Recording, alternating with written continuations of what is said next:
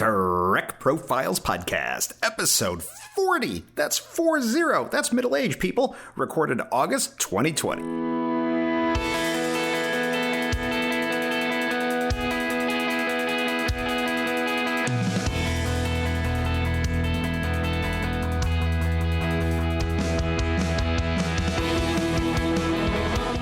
This is the Trek Profiles Podcast, where each episode we sit down with a Star Trek fan, we learn their story, and we try to figure out why we all love this show so much. I'm John, your intrepid host of this whole enterprise, and I welcome you to this, the Trek Profiles Podcast, episode 40. If you wish to get in touch with us, you can reach us at feedback@trekprofiles.com or on Facebook or Twitter at TrekProfiles. Warning! As we record this, we are in the middle of Star Trek Lower Decks Season 1, so all previous Trek content up to and including that point is fair game and may be discussed during this episode. You have been warned, human. As always, my trusty sidekick and co-host is the acknowledged arbiter of all administrative activities, the proper praetor of podcast production, the M5 Multitronic Unit. Greet the listeners, M5. The M5 awaits instructions. M5, what are the announcements? Announcements posted. The Trek Profiles Podcast is an independent Star Trek podcast. If you'd like to support this show, the best way to do that is to subscribe via your preferred podcasting platform. There are some lightly edited outtakes and bonus material at the end of this episode. They will come after the ending audio cards. Enjoy them, or not, as you choose. Let's review the Kobayashi Maru lightning round questions from episode 38 with the relief tactical officer himself, Jim Morehouse. Question 1.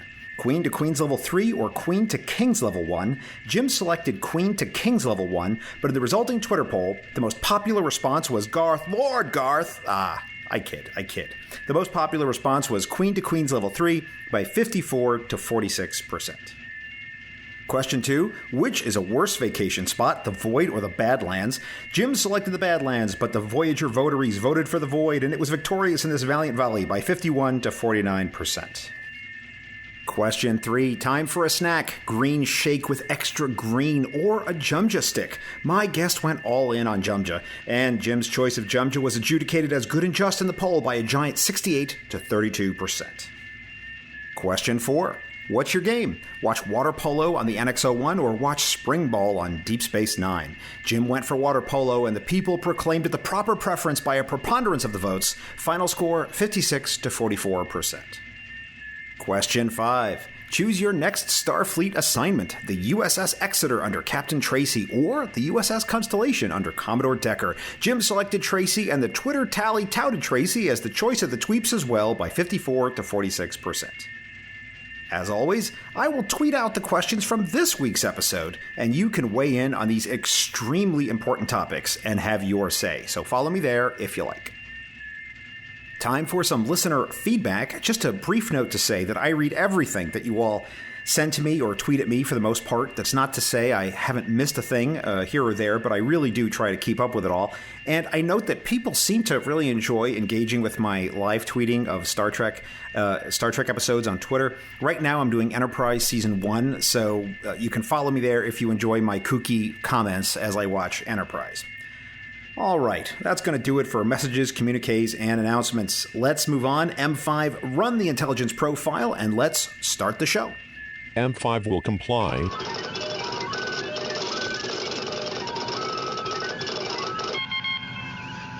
Her favorite character is that dancing doctor, Beverly Crusher. She's also a big fan of that special guest Admiral Nechayev, not a badmiral, but she also keeps a special flame going for those Vulcans. She's currently watching some Star Trek Voyager, but you can find her in Texas, North America, Earth, in Sector 001. It's Kimberly Lawler. Welcome, Kimberly, and thanks for being on the podcast. Thank you for having me. I'm so excited to be here. It's been a while. I think you first emailed me or filled out the form on TrekProfiles.com like quite a number of months ago, but I'm thrilled we finally made it work. Yeah, thank you. Well, I heard that there was a long list of people in line, so we might as well put me on in case you run out of all the other guests and you need to pull somebody on. I would love to join. Oh, very self-effacing. I approve. But I have gone on too long because the M5 is already glaring at me angrily because I have not asked question 1, which is, Kimberly, are you a Star Trek fan? Yes, I am a Star Trek fan. I love Star Trek. Why do you love Star Trek? For me, it is just such a wonderful show. It's all about the characters that are really interesting to watch, and imaginative storytelling, and set in a world that I want to be in a lot of times, and maybe not some of the aspects of this world, but a lot of it. And it gives you something to aspire to. Cool. And as we sit here in 2020, have you seen everything? We are currently, as we record this, early in the Lower Decks rollout. So have you seen everything prior up to and including that point? No, I am not a completionist, actually. I know pretty much every single episode of The Next Generation. I have seen all of Deep Space Nine and probably just half of the rest of it. And I've seen all of Picard as well. For me, it's the stuff that's captured my interest over time, and especially with The Next Generation has been what I've been most into. But I never really felt the need to become a completionist and see absolutely every hour of the show.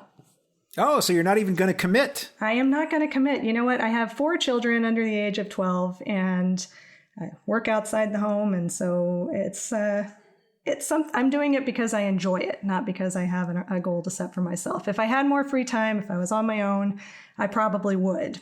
But when I'm just squeezing in time to watch episodes, I kind of end up sticking with most of the ones that I already know, with the exception of Voyager, because that one I came to a little bit later, and I love it. Oh, good. I'm a big Voyager fan, too. What do you like about it so far? I don't know why I didn't appreciate it as much at the time, but now when I go back to it, it has kind of the same warm blanket feel that The Next Generation does to me. It's got the mix of episodic stories, but then also some longer themes that are stretched out over time, good character development, and kind of optimistic, humanistic Star Trek stories that I really enjoy. So I don't know what bothered me about it the first time around that made me not want to stick with it, but now I have so much appreciation for it. It's my second favorite series. Oh, that's great. About what percentage do you feel you are the way through Voyager? Best guess. I'm most of it. I'm most of the way through, probably 85%. And what I'm doing is I've seen everything from the 4th season on, and I'm filling in from the earlier seasons now. Oh, goodness. I don't know if I would have recommended that approach. But hey, people come to Star Trek in all different kinds of ways. I've had people on the show who started watching Star Trek with Deep Space Nine season 7. So that's coming into it. Yeah, there's a lot of backstory that probably would have been necessary in order to get there. I think less than you would think. I feel that Star Trek has been very accessible that way. I mean, there are some shows like, if we're talking about sci-fi type fandom shows, like the remade Battlestar Galactica, I feel like you kind of have to watch that one straight through. Yes. Babylon 5 from the 90s, you got to watch that one straight through in like a certain order. It's really, really important. Star Trek, I don't think so. I don't know. I know people are out there would argue with me on it, but I've never felt that it was strictly necessary.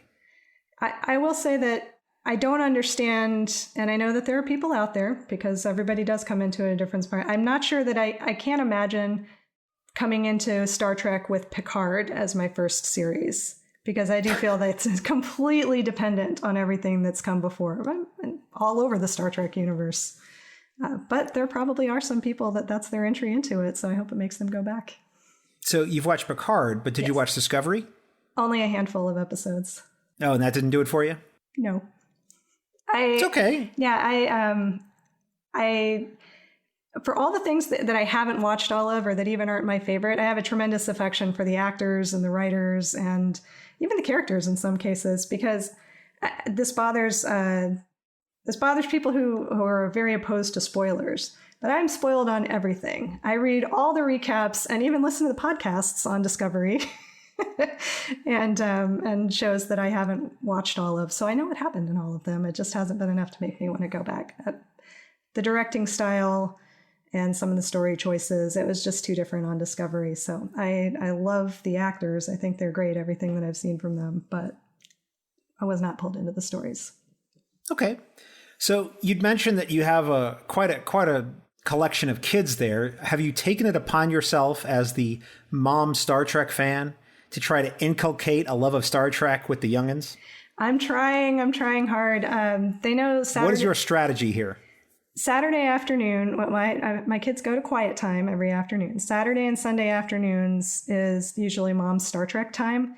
And so when they come back downstairs, I will carefully select an episode that I think that they might like to watch. And so they'll sit next to me while they're waiting for their kid TV time and watch with me. And so I've shown them a lot of episodes with kids in them. I've shown them Rascals and some of the other Next Gen episodes with children, Disaster, kids, and then I've selected other ones like Borg episodes, Q episodes. They love Deja Q. They thought that was pretty funny, and just ones with some humor, because I do think some of my favorite episodes are bottle episodes where it's all dialogue. I know that that's not going to hold their interest, so I pick ones with some action scenes or mysteries, and they're like, "What's going to happen next?" And my third son, who's 7, has told me he really likes Q. And the son that is 10 really likes all the Borg episodes. And the son that is 11 has gotten into it a little bit more. He's starting to pay attention more to the themes. So that's exciting. But for the most part, they do think of it as mom's thing. Last year, I got a Mother's Day picture, which was very sweet, where it said, if I could give my mom anything, I would give her.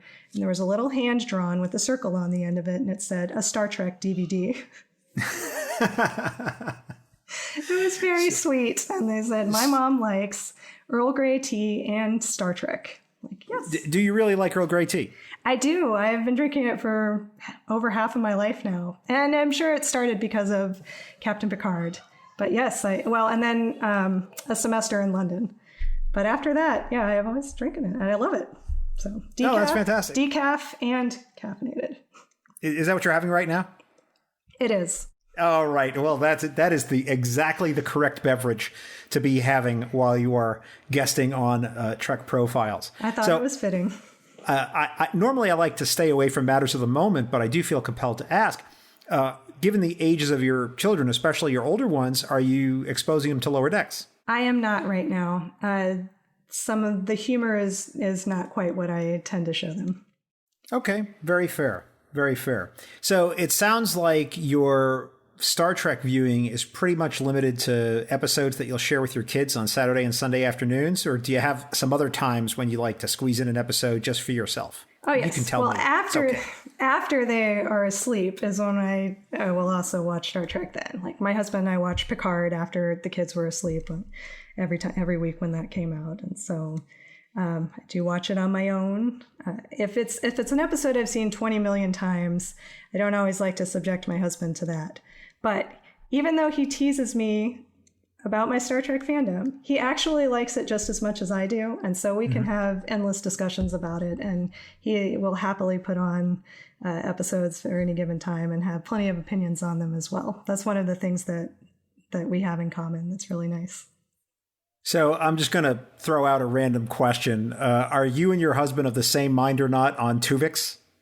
And I haven't even asked you what that is. I just want to know if you are of the same opinion. I don't know. I need to ask him.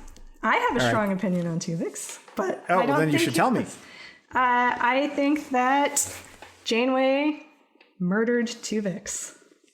Yeah, we agree. All right. Yeah. All right. That's it. You're my soul sister. You know what? I'm even willing to agree that you can somehow, like some people are willing to justify it. Mm-hmm. I'm even willing to grant that, but there is no universe in which that can be described as anything other than murder. But but hey, that's just me. So when you watch Star Trek, I guess with the kids, you're probably watching it on a big screen, are you? Yes, I am. Because you're all watching it together. And when you watch it for yourself, are you watching it on the big screen too, or do you watch it on a tablet or something? I am also, yes. One of my all-time favorite episodes is Attached. If I'm watching that one over and over again, I don't need to put it on the big screen all the time. So I'll watch that on my computer sometimes too. But for the most part, it's just on TV. I don't like doing the small screen on the tablet. If I'm going to sit down to watch Star Trek, might as well enjoy it on the screen. Well, that's great. All right, so then we should definitely talk about Attached. So that'll be coming up. Mm-hmm. One of the things that I saw that was in your various communications to me was that you had said that Star Trek was special to you because it introduced you to Shakespeare and classical music. So tell me about that. Well, Captain Picard was somebody that I was interested in as a character pretty much from the first time I started watching TNG. And one of the most memorable scenes from when I was little was, and it may have been because it was an Eclipse show about TNG when they did a couple of those at the time, was the scene in Hide and Q where Picard picks up or starts quoting Shakespeare at Q. And says out of the book in his ready room. Yes, saying, "What a piece of work is man." And I thought, this is very interesting, and I want to know more about this. And it just seemed to be the mark of somebody who was educated and cultured, and that was the kind of thing that I wanted to be. And so I started reading a little bit more, and as we got through high school and college and stuff, that's the kind of subjects that I gravitated towards was literature, and I did political science, but just those that steered me in the direction of what I thought educated people should read and be exposed to. And I love language. And so this, as you read more and more plays, see the movies and go through it, you see so many familiar phrases that you didn't even recognize, like came from Shakespeare. So I don't act. I never did any of the performative aspects of it, but I just love the language. And as I've been, in the last 10 years or so in particular, I think I've really delved deeper into that. And part in connection because I write fan fiction, and some of the ways that I've delved most into Shakespeare over the last several years have been in connection with writing stories. And so I can, it's just given me an excuse to go in and watch more movies. And then as far as classical music, I think that was also something that was a huge part of TNG. It was worked into a lot of episodes. Data played the violin, Picard played the flute, Riker played the saxophone. Concerts figure into a lot of episodes. O'Brien, everybody played all these instruments, and it just seemed like, again, something that was educated, classical, that civilized people should aspire to. And I took piano lessons, and though I never advanced into being a classical pianist, I thought that I started listening to classical music. And that was, unless you were in band or orchestra, I suppose a little bit more unusual in high school, but I would go spend my money on the classical music CD section of the local bookstore. And that's something that's still a huge part of my life today. So, oh, that's marvelous. I will make a confession that I would say my introduction to classical music mostly came from Bugs Bunny. And it's in there. No, that's great. My husband likes that aspect of Bugs Bunny as well. I know for those who haven't seen it, there is a lot of classical music in Bugs Bunny, including some very obvious sections.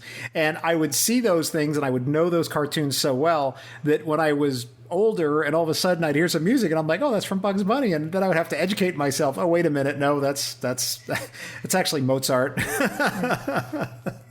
So you mentioned being a fanfic author. I think we should interrogate that for a moment. Tell me about when you started writing fanfic. How did you get into that? I started writing fanfic before I knew fanfic was a thing. I think when I was a kid, I probably started watching The Next Generation when I was around 10 or 11. So it would have been around season 3 or 4 of Next Gen. And I had a little spiral notebook and I just started writing stories about the characters. And we went to the library and went to the bookstore a lot. I think I was exposed then to Star Trek novels. And I decided this was very exciting that there were stories about these characters. And that was a way that I learned about writing myself was reading, learning the conventions of how to refer to characters, how to structure scenes and sentences and dialogue and plot. And I just kept writing. And then I think we were early-ish adopters on computers. So when we got a computer early on, and we had before Windows, I think back when it was just DOS? Yeah, it was DOS. And I had writing on there. I started writing my stories on there. And I stayed up way too late at night, like writing my stories online, and started writing my own Star Trek novel at the time. So I had a really wonderful 8th grade teacher, my advanced English, who encouraged me on this. And she was the only person that I ever showed my stories to. And at the end of 8th grade, she gave me a special writer's award which she may have made up just for me. I'm not sure. She may have just been humoring me, but saying that, she wrote her very own Star Trek novel. It was like 180 pages. It was substantial, had a plot, and it doesn't stink. Like, it's never going to see the light of day on the internet. But if I look back at it as an adult, it doesn't stink. It was pretty decent for a 14-year-old. So you would write these stories basically for yourself, right? For your own self-pleasure of writing them and just sort of doing the words and the story and all of that. I did. And then the novels that really resonated with me the most that I would read were the ones that delved into the characters a little bit more. So, for instance, Imzadi by Peter David was hugely influential on me, and Reunion by Michael Jan Friedman, because these were stories about the characters and weren't just Planet of the Week serialized novels or standalone novels. They were delving into the backstory of Riker and Troy and why they had this relationship, or what Picard's life was like on the Stargazer and who were the people that he had friendships with and who was his crew at the time. And then Peter David also wrote Q Squared, which I know you've read that one. Has some wacky stuff, but also plays with the Riker and Troy relationship and Picard and Crusher, and has Jack in it, Jack Crusher in it. Oh, yes. So those are the stories that that really resonated with me because they advanced things or used the character relationships in interesting ways. And so the next phase of going on the internet was, discovering the internet. Right. And you had CompuServe, where you had to dial up, and we all remember the modem and the dial up sound and stuff. After getting in trouble, like staying up too late to write, then I would start to get into trouble by staying online for too long, because I found these chat rooms and Usenet, and I had to pay my parents back for the extra hours that I went online, because only the first couple of hours each month were included. That's right. Free. So I had to use some of my babysitting money to pay them back. But I started posting a few short stories online then on Usenet, because there was alt.startrek.creative was one of those subgroups. And so that was a way to interact with other fans at the time, kind of before bulletin boards.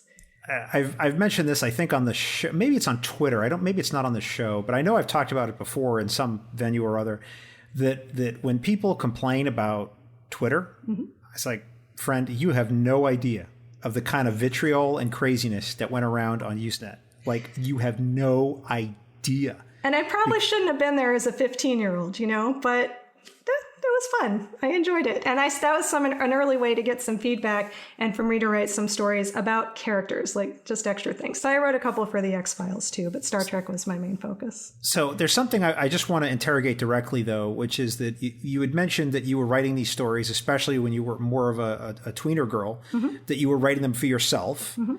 What made you take the leap into wanting to share them with other people, even anonymously?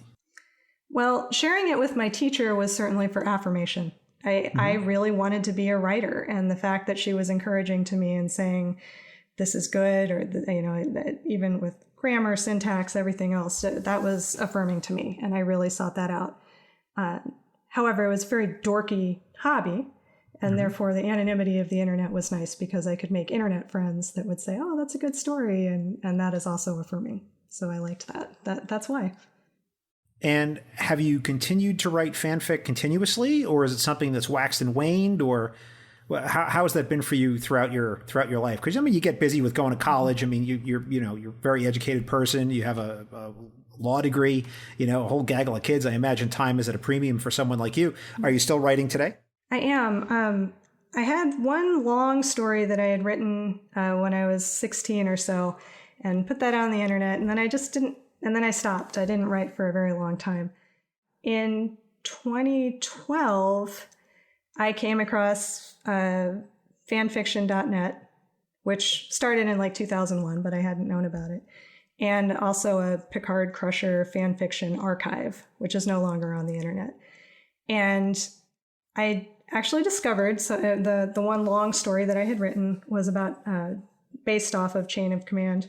And the long story that somebody had recommended on this Picard Crusher message board, like, are there any stories out there on Chain of Command? And somebody mentioned my story. And I said, oh my gosh, somebody remembers this story from almost 20 years ago, and I wrote it when I was 16, and it's still out there because Trekiverse is an internet archive of all Star Trek fan fiction from the Usenet days. It's everything that was pulled off of alt.startrek.creative.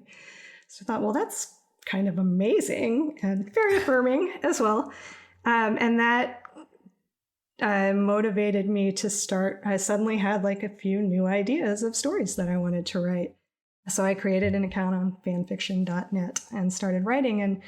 And because everything is so busy, and because I have all these small children and a long commute and everything else, the mobile phone is what made that easier for me, because I didn't have to sit at the computer anymore to be writing.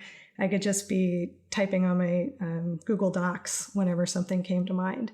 So a lot of times I just compose things in my head as I'm driving, and that's how my mind is working out sentences and dialogue and everything else. And then when I get to a red light, I can stop and type it in or write at home. We won't share that with the highway patrol. The car is stopped. So get little snippets. That is how somebody does fan fiction writing when they have 4 children and a job and lots of time in the car. So that's what I do now. I actually do post now, and I've done not a ton, but just certain stories as they come to me over the last 5 or 6 years. I do read very carefully all the things that people send me, especially when we're getting ready to record an episode. And at the risk of raising the temperature a little bit, one of the things that you had mentioned to me in talking about some of your stories, and you were very clear about this, was that my stories are not poorly written and they are not smutty. That was something you were very clear about. Do you feel that that's a characterization of some percentage of the fanfic that's out there? Yes, it's a high percentage. I think part of the reason that fanfiction has a generally questionable reputation, or not a reputation, it's not a person, but it's thought of as a questionable hobby, perhaps, is because a lot of it is very poorly written. And I won't read a story if I can't get through complete sentences, if somebody doesn't have punctuation, if, for instance, they've got Captain Picard sobbing or screaming, or they've got a Vulcan who's, well, sorry, we'll forget that example. If they've got melodrama from a character that doesn't do melodrama, or they've got lots of screaming from somebody that never raises their voice. Characterization is a very tricky thing. And I think we have some incredible Trek novelists that get this right. And that's part of what the thrill is of reading those stories. So for me as a writer, I want to capture that. My goal is to write something that you can imagine the actors or the characters saying.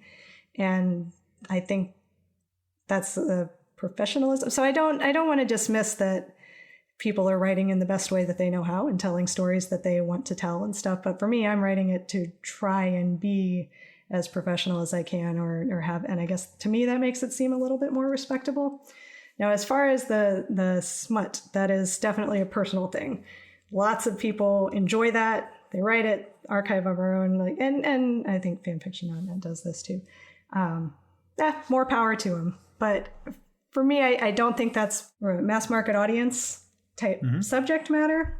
I'm not comfortable watching that. I'm not comfortable reading that. I may have read a little too much of that when I was a teenager and then stepped back away from it. I never wanted to write it, though.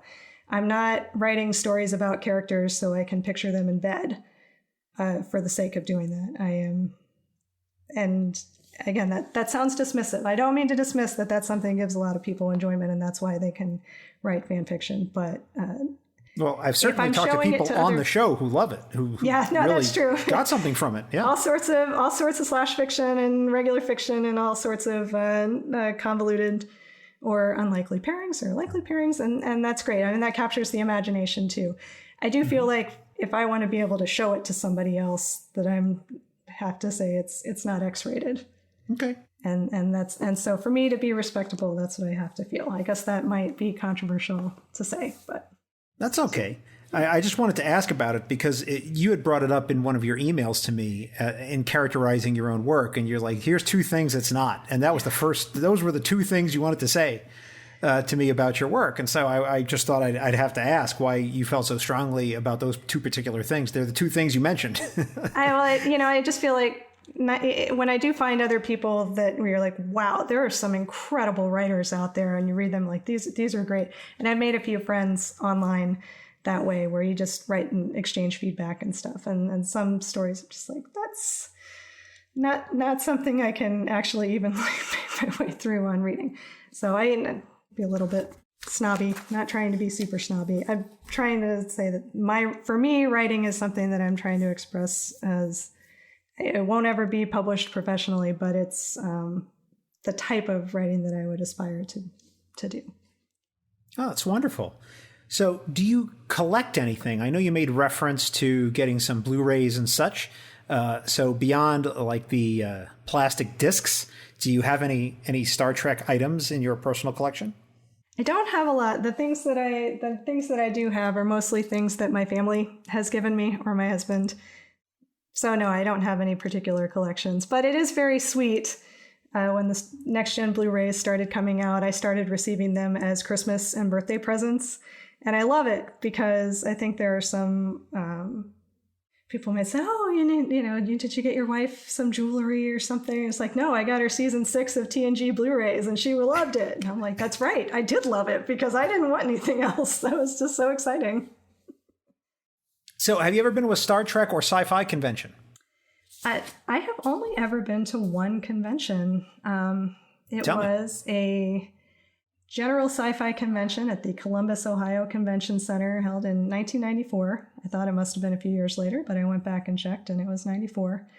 I don't even know how I would have found out about it. I don't know if they published ads in the newspaper or if it was in a Cinefantastique or some of the magazines that I may have gotten from the bookstore. But I told my parents I really wanted to go to this convention downtown because I knew there would be Star Trek people there. And so I used my babysitting money and bought a ticket for one day. And my father drove me downtown and dropped me off at the convention center and said he would pick me up at a certain time and just let me go wander around the convention. Now, how old were you at the time? 14. That's crazy, isn't it? I know. It's hard to imagine that happening today. I would never let my kid do that for an entire day. I mean, I guess maybe if he had a cell phone, but no, probably not. And so I just kind of made my way around and enjoyed it. I had a Star Trek The Next Generation t-shirt, which I also don't know where I managed to get that, but I did. And at the time, I don't think you had to pay for the photo ops or stand in line for them. And so I just kind of wandered into a couple of talks. I got to see a Klingon panel, which had Robert O'Reilly and Gwyneth Walsh and Barbara March, Lursa and B'Etor and Gowron, who I thought was awesome. Listen to them. John Delancey was there. And just wandering around in the hallways, I ran into Walter Koenig and got a picture taken with him, and then George Takei, who had on a Trek Books shirt from Pocket Books, and I thought that was pretty cool too.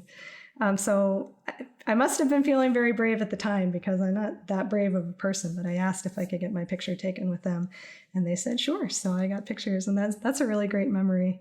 And then I also got a picture. I did pay, I think, probably then for one picture signed by Mark Leonard.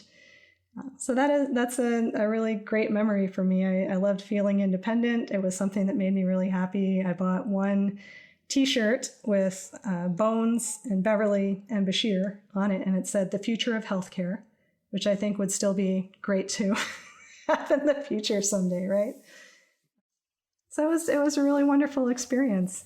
And sadly, I've never been able to go since. I was planning for my 40th birthday this year to get to go to Star Trek Las Vegas with my husband and meet all these wonderful people I've been listening to and interacting with online for the last couple of years.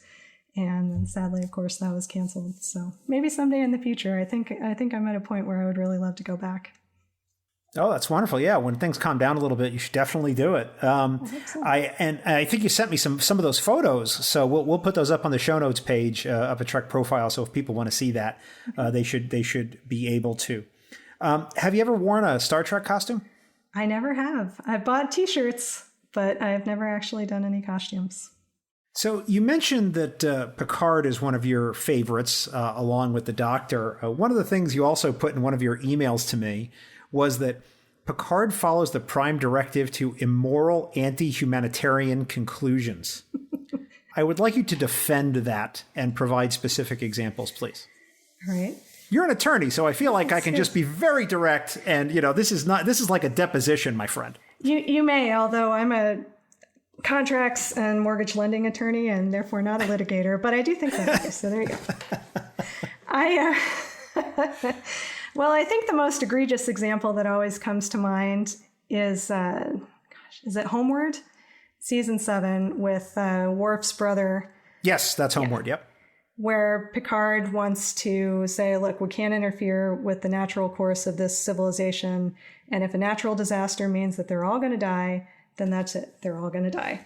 Yep. And we can't do anything about it. Which ticks off Nicholas, ticks off Beverly, ticks off like other people. Like, you're really going to sit back and just let them die? And he's like, well, it's prime directive. We can't intervene.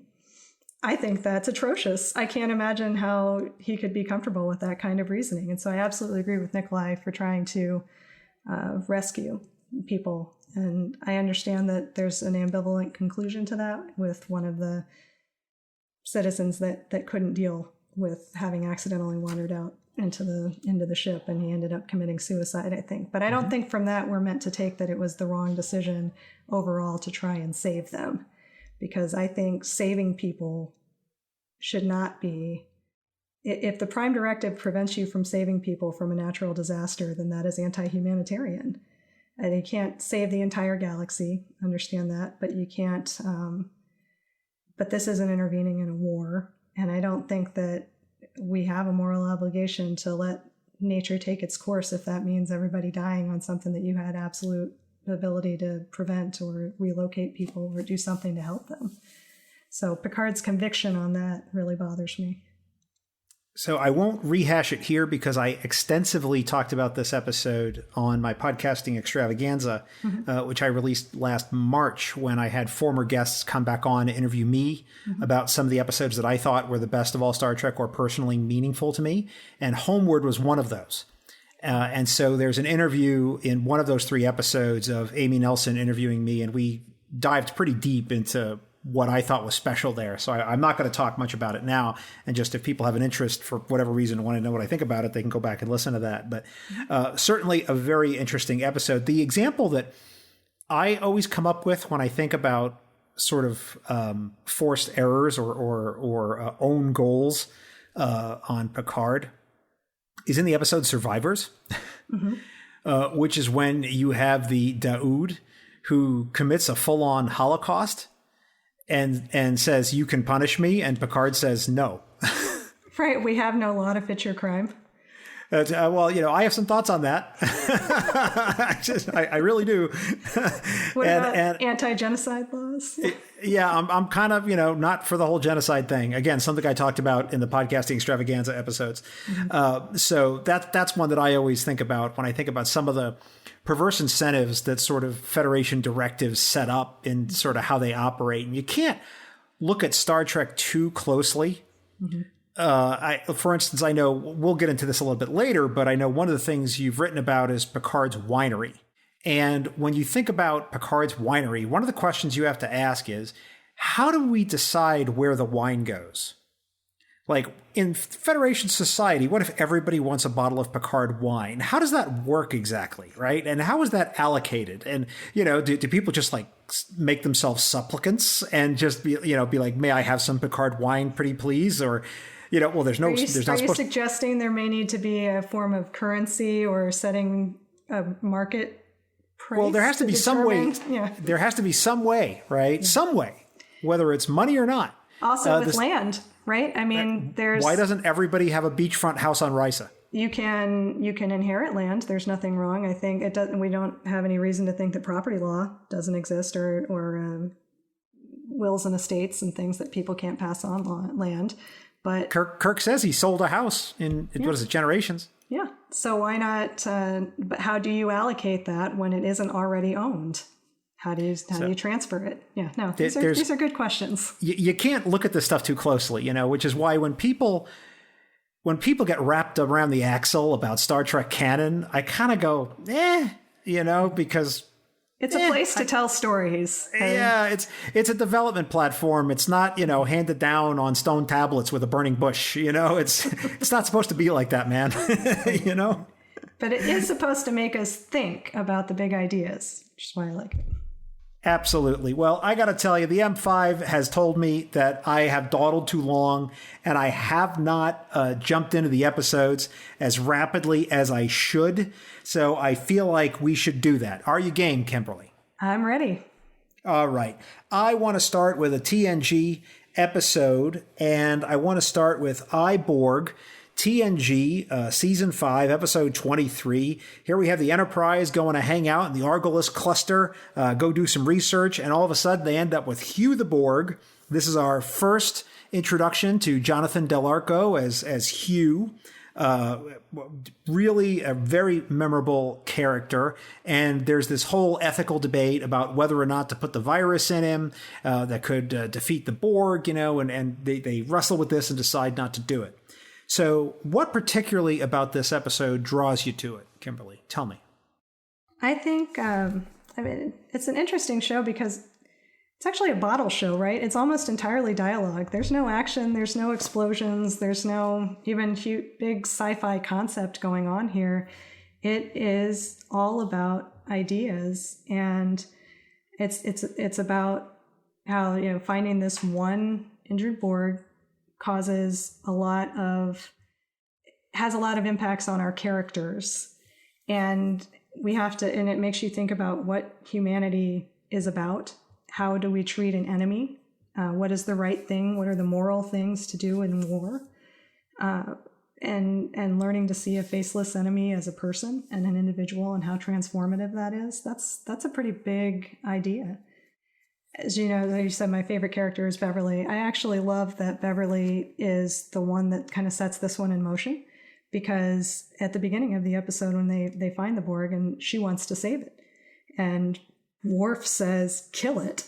And Picard doesn't want to save it either. And then Worf says, I think we should kill it. And I think that's enough to kind of jolt Picard into saying, whoa, okay, actually, I don't think I can just murder somebody. So he lets Crusher bring the Borg onto the ship. And then he has to go through this transformation. I like it because it's really, I think, one of the first times we get, aside from family, of course, that we see a follow-up to what it's like for Picard, somebody that was violated by the Borg. And that was such a traumatic experience for him. And Deanna tries to talk to him, and he just totally blows her off and doesn't want to reconsider his preconceptions about the Borg. He thinks he's justified in how he feels.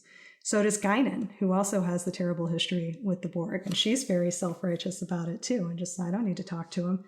Well, they all call it for the beginning of the episode too. For Geordi and for Guinan, I think it's a great episode to show their growth from hostility to the Borg and changing their mind by interacting with somebody and seeing him as an individual.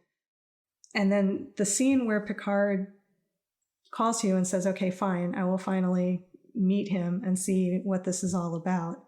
And he steps into the person of Locutus always gives me goosebumps, because this is something that he abhors.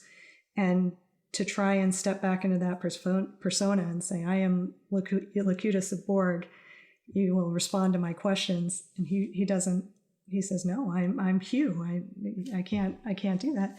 And the transformation in Picard is just profound. So I don't actually think Beverly has a lot of growth in this episode. I think she's on the right from the very beginning, which is a strong point in her favor as far as I'm concerned. When they start talking about how to use Hugh to wipe out the Borg, she says, what do you mean? Like, what would this do if you did this program? So, well, it would destroy them, basically. She says, okay, I just want to be sure that we're all on the same page and understand that's what we're talking about here. Because even Troy, everybody in the room is on board at the beginning, and she's the one that makes everyone stop and say that. So she helps Geordi on studying Hugh and says, okay, I'm here to help, but I don't have to like being here. And I think it's her initial attitude that kind of prompts Geordi and to change. And then he changes Guinan's mind, and he changes Picard's. And at the end, we're left with the recognition that you can't treat an individual as, it's not justice to make an individual guilty for the collective, which is a very powerful lesson to think about when you're talking about the Borg. They are a collective. But Picard was able to come back from that and be an individual. And this is his realization that maybe other people could too. So I think that's a pretty profound lesson to take from it. And at the very end, we get that one last little look at Geordi after he was chosen to sacrifice himself and go back to the Borg. That gives you an idea that maybe there's this spark of individuality, maybe something survived, and maybe that's the right thing to do. And I believe it's the moral thing to do. Then it's interesting because it is called out later on in Descent, where Admiral Nechayev chews Picard out for making this decision and says, the next time you have a chance to wipe out an enemy of the Federation, you do it. And so that's an it's a really neat plot line, I think, that pays off in a few different episodes. But that's why it's so powerful to me, because it's a lesson on humanity. Well, I think that being an admiral, I think that Nechayev is probably looking at tally marks on some sort of whiteboard at Starfleet headquarters, right, of Starfleet officers they've lost to the Borg since, and being like, all of those are under the category of, could have been saved by JLP, right? Mm-hmm. And when you're sitting there in the admiral's chair back at Starfleet headquarters, looking at that number getting bigger and bigger, it probably causes you to ask some tough questions. So you do not permit or allow any possibility that there could be an ethical decision to actually go ahead and release the virus. No, actually, I do think it's a tough ethical issue. I mean, I understand why at the beginning they all think, hey, this is a great opportunity. This is a faceless, horrifying threat to the Federation. We all know how bad it can be. We know how bad it was at Wolf 359. If you read the books, you know how bad it will be later in the Destiny trilogy and stuff. So yeah, I do think it's understandable why it's something to wrestle with, but ultimately, and I think part of the way that it's resolved is by giving him the choice, by giving Hugh the choice. If he says that that's something he's willing to sacrifice himself for, or to do that, then that's the moral thing to do. But I mean, Star Trek is full of things where you're faced with this decision of the moral thing to do may not be the best thing to do in terms of ending a war, for instance, but the ends don't justify the means. Right. Well, and sometimes we see some very suboptimal outcomes. I mean, I know you said you haven't seen all of TOS, but I'm always reminded of the episode Private Little War, where the Klingons and the Federation both decide to arm these indigenous peoples on this planet and let them duke it out. and that's the Federation, man. They're doing that. They really did do that. That's a little more of the that's the Soviet American proxy war thing, right? Right. Yeah. Right. Yeah. Analogy for that one. Yeah, that's the real politique. Yeah, and they really did it, and that really happened. It's not like some fanfic thing or some, sort of imaginary, oh no, they really did it. Yeah. The Federation is not always moral by any means, no. But I think the Enterprise crew made the moral decision in this case. Well, it's interesting you bring that up, because one of the things that I like about the Picard show in a lot of ways is that for the first time in a very serious way, we're getting a view of the Federation more widely. And I guess I should say the Star Trek universe, because it's not even the Federation, outside of the lens of Starfleet. Because typically everything else we've seen in Star Trek has been like a very, very narrow slice of Federation society in a very particular kind of environment. Mm-hmm. And for the first time, we're seeing real, substantial characters living their lives as regular people. Outside of like Joseph Sisko or somebody like that. Yeah, we don't see that a lot, because even Joseph and even Sirach Lofton's character, they're seen in relationship to Captain Sisko, right? Mm-hmm. They're seen through that lens, right? Living on a Federation facility that's run by Starfleet. Even in West Crusher, it's the same thing, and he just wants to be in Starfleet. So it's like, I kind of always had sort of this idea that like maybe Starfleet is not exactly representative of like the regular people running around in the 23rd, 24th century. And I think that Picard is proving that. Sure. that it's not exactly representative. So we're seeing sort of a different view of things. I think what I'd like to do is stay with the Borg for a bit and talk more about them. So perhaps we should talk about the Borg trilogy, Best of Both Worlds, Parts 1, 2, and 3. Now, there's no episode called Family. It doesn't exist. It's Best of Both Worlds, Part 3. Oh, it absolutely belongs as part of that trilogy. Yes. Absolutely. And so we have, the great Commander Shelby, who is one of my all-time favorite one-offs. She's amazing. She's a firecracker. And, I talked about this on an episode that hasn't come out yet, but I really enjoyed her and Picard. And I love this idea that I hate rewriting the show, but I just really would have loved to have seen, this sort of cool, very sort of thoughtful and deliberate Picard having this firecracker first officer, and who's just like trying to just batten down the hatches and, run through everything, and just this fireball of energy, and I thought that would have been so interesting. So if there's fanfics out there with Commander Shelby running the Enterprise while Riker's off on the Titan, I might be up for that. Right. So yeah, let's talk about Best of Both Worlds parts 1, 2, and 3. Certainly 1 gets a lot of credit because it leaves us on this incredible cliffhanger. Now, did you see that in original broadcast and have to suffer through that summer wondering what was going to happen? I didn't. I don't remember the first show that I ever saw of TNG. I do think the first season ender that I saw was Redemption, because I remember the scene of Worf walking through the hallway with everybody standing at attention because he resigned his commission. And that was very dramatic to me as a kid, because I thought, oh my gosh, is he really leaving the ship? He might not be back. Should have known. Didn't have the sophistication as a television viewer at the time. So no, I don't remember like having to wait the entire summer to know that. But it is a heck of a cliffhanger with a great musical cue and the dramatic push-in. It's great. This part of the reason that I really love part 1 is that it's a Riker story.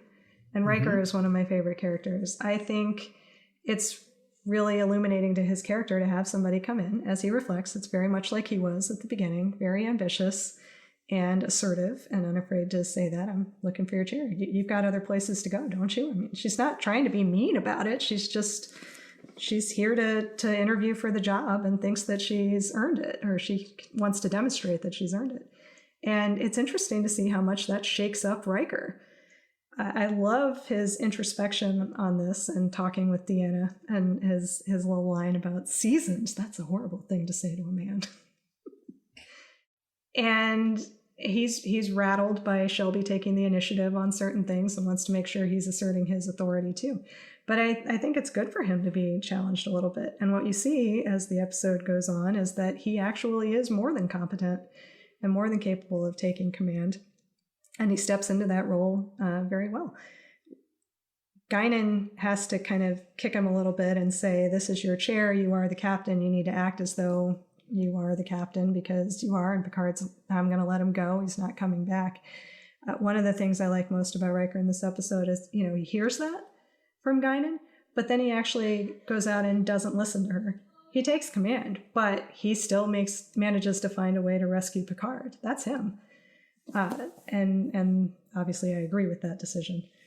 So he really demonstrates a very strong character on this, on being willing to do what he needs to do. And then if that doesn't work, he's going to find a backup plan. And if he can't, he's going to give them up to the last second to try and find a way to defeat the Borg once they do have Picard back. But if they can't, he's willing to sacrifice the whole ship. So he just comes off tremendously in this show. And then he stays as first officer.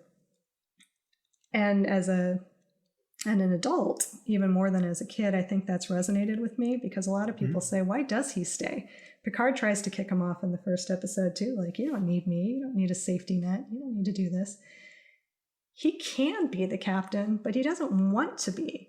And I think it's fascinating to consider why. I think he does want to stay with Deanna. I think he likes being on the same ship as her. I think he's found his spot. Like, he's good as a first officer. And I think you've talked about this before, right? Like, there has to be some sort of difference in personality. Like, if your captain's going to be very aloof, then the first officer has to be slightly more approachable, because he's the go-between.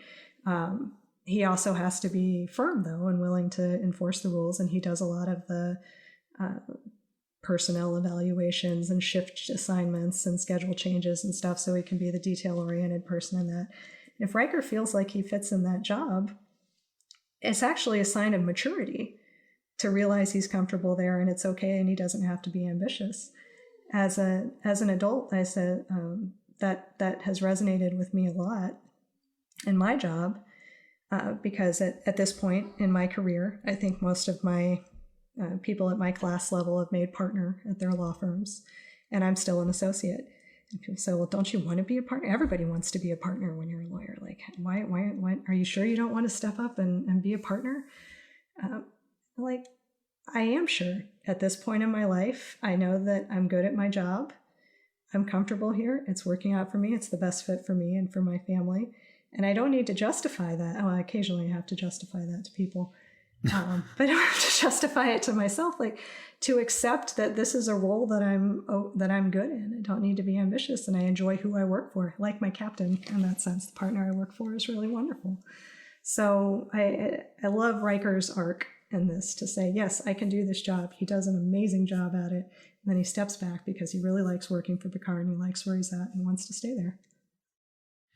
At the risk of getting a bit too personal, and we don't have to talk about this if you don't want to, but one of the parts of Riker's story that strikes me as a little bit unrealistic is that at one point, and I can't remember if it's in this episode or one of the other ones, some admiral is on board and says something like, well, this is the third time we've offered you command, right? If people came to you 3 times in a row and said, do you want to go for partner? I don't think they're gonna stop asking at some point. It's true. I have to make my peace with that. Yeah, they're gonna stop asking, and you're done, right? They are never gonna offer you that again.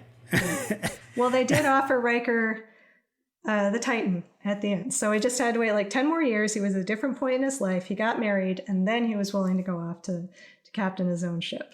So maybe, at the risk of being too personal, when my children are older and I don't feel like I need to be as daily involved in their life, maybe I will be able to find an opportunity like that. Oh, that's wonderful. Well, I wish you success in whatever role you decide to end up in. I think it's a really nice thing that you found a parallel for your career track in what Riker's doing. I think that's glorious. Thank you. I'm not sure that's the lesson that many people focus on with Best of Both Worlds, but it has a resonance for me.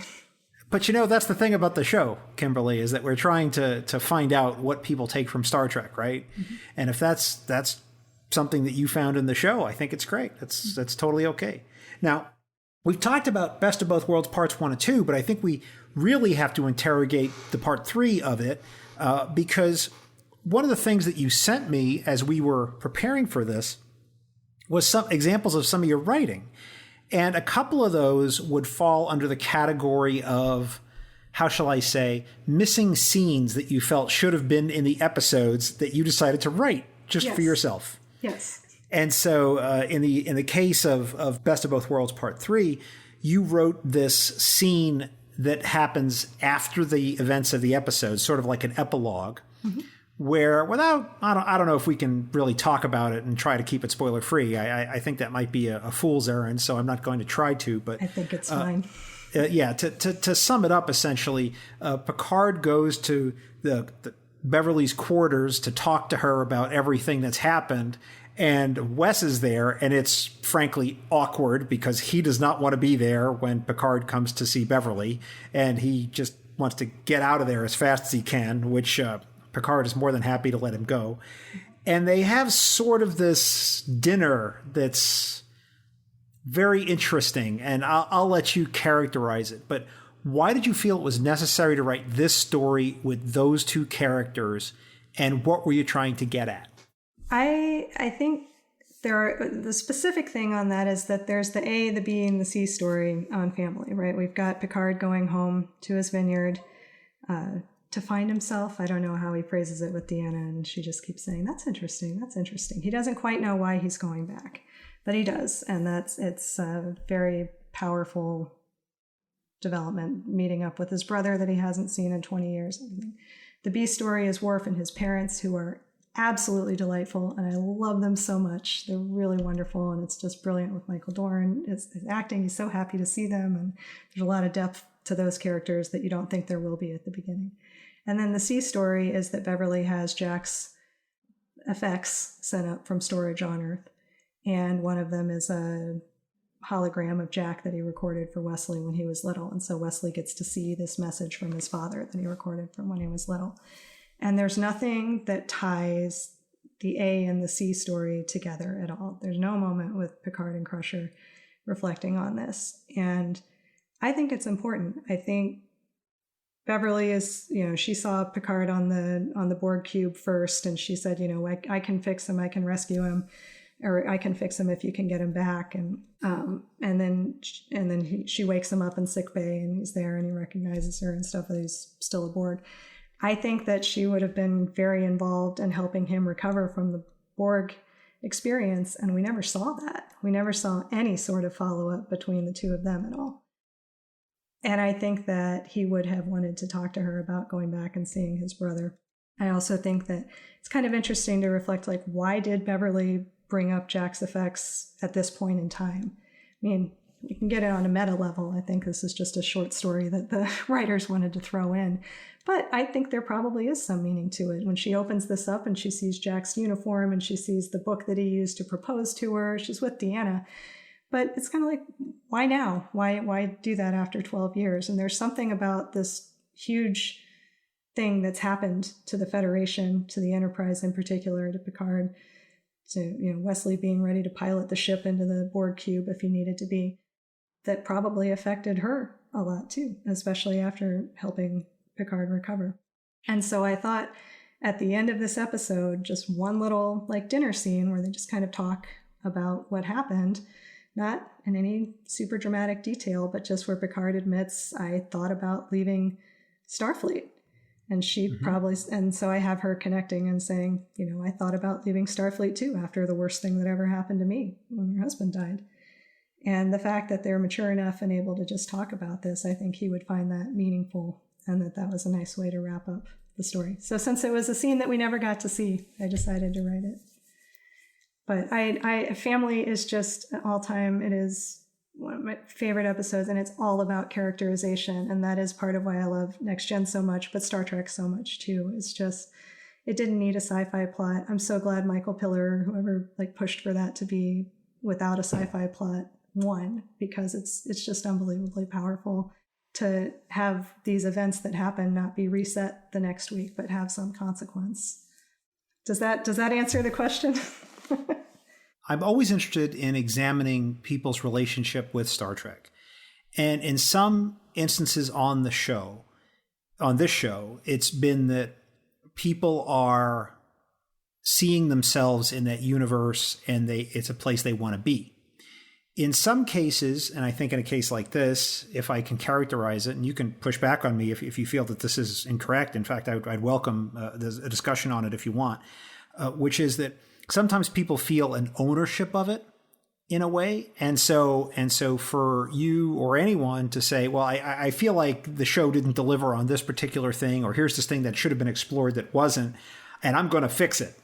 I think that shows a level of ownership that fans can take of the content and of the show sometimes. That some fans don't do that. Some just watch the show and that's it. And, they wear the costumes and go to the conventions. And some fans want to get into it at a deeper level and get involved with it creatively, which again, I think is okay. Some people make music about it. Some people want to write fanfic about it. And I think that that's an interesting element of the fandom, where people feel that they want to influence how the story goes, or sort of retroactively try to explain something and sort of put their own spin on things. And it's an interesting element of just Star Trek fans in general. And I think it's not unique to Star Trek, but in this show, that's what we're all about. So that's the way that I'm coming at it. Yeah, I don't think Picard's attitude towards Wesley changed after he came back from spending all this nice time with his nephew either. I think he was incredibly awkward still. But maybe it was a little bit of a step in that direction. But no, I just thought, those two characters are friends. Specifically, aside from Guinan, Beverly is Picard's closest friend on the ship. And so to the extent that his family was important in helping him recover, I think she would have been too. And we did never see that on screen. So yes, I wanted to see that. I have to admit, I find Picard and Beverly as like a ship item creepy. I find it creepy. It's his best friend's wife that he ordered him to go into danger and dies. Well, it's not David and Bathsheba. And I get it, but I don't know. It just makes me very nervous. And I mean, if I was a guy in Picard's shoes, I would just be constantly interrogating myself, and I don't know. I feel like there'd be levels of guilt I couldn't live with, and it would just be something that I don't know if that relationship could ever recover. I think, or even be, and for them to be together romantically, that to me it's just almost unthinkable. I think he did have that high level of guilt at first, but they were friends. They were friends to begin with, and he realized he shouldn't have had those feelings, so he promised himself he would never say anything about it, because he did feel guilty about it. And he said in Attached, he felt guilty before Jack died, because he was never going to do anything about it. And I have the impression that they didn't talk at all, because he disappeared after Jack died. And Beverly requesting assignment to the Enterprise was kind of taking a first step back towards them just being friends again. The fact that they grow into being friends again in their own right, and that she feels close to him, and that they have a connection with, because of that, because she didn't realize that he had feelings for her, and he never displayed that. Mm-hmm. So the fact that they kind of had the shared interest with Wesley too, that Picard kind of stepped in and she asks him for help a lot of times, and he steps in with Wesley. I think she likes that. But they develop a friendship in their own right, and he still would never have acted on it and said anything until Attached, when the issue was forced. And then when it's all out in the open, then that seems more like a possibility of something that could happen. And at that point, it's like 15 years down the line too. So I think he would always have kept his peace if it didn't come out otherwise. But I don't think that he would never have been friends with her again, because they were friends to begin with. And after enough time had passed, they were able to start that again. So it doesn't seem creepy to me. I can understand. Yeah, obviously it doesn't seem creepy to me, but I've thought about it a lot. All right, then I think we should talk about Attached, since you've mentioned it just in passing right there. Season 7, Episode 8. This is the one where we have Picard and Bev Crusher sort of mentally linked, and they're going through this little adventure on the planet trying to get rescued, and there's all this political intrigue on the ship trying to figure out what's going on and where they got kidnapped to and all this kind of stuff.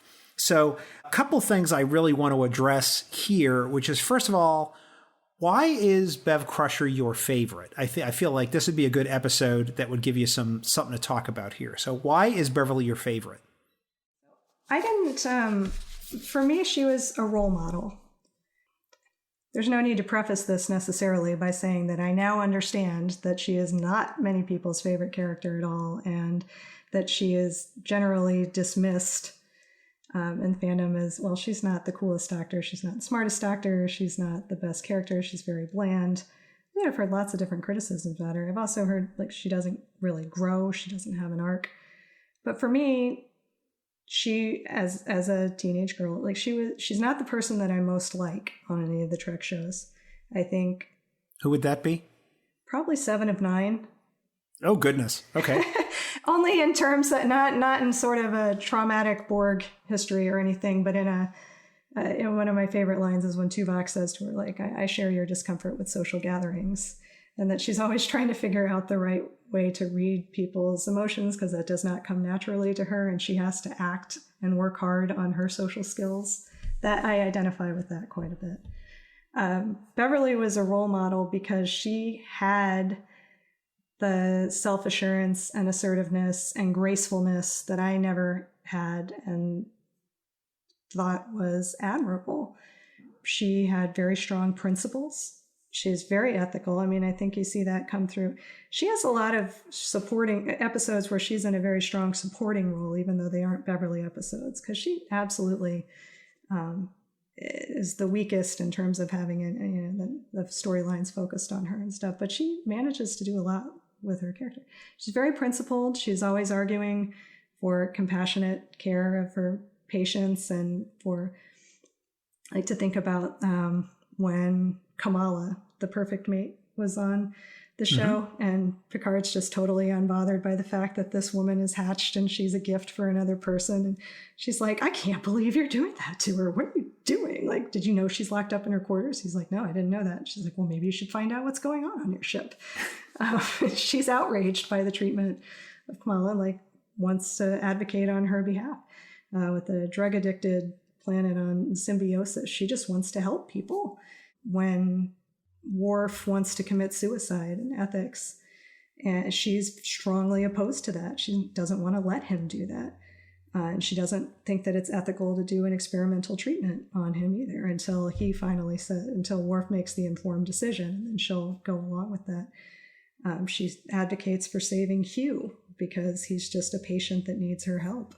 She advocates for saving the people in Homeworld. So she's got very strong principles and ethics. She stands up for herself. She's never afraid to argue for this.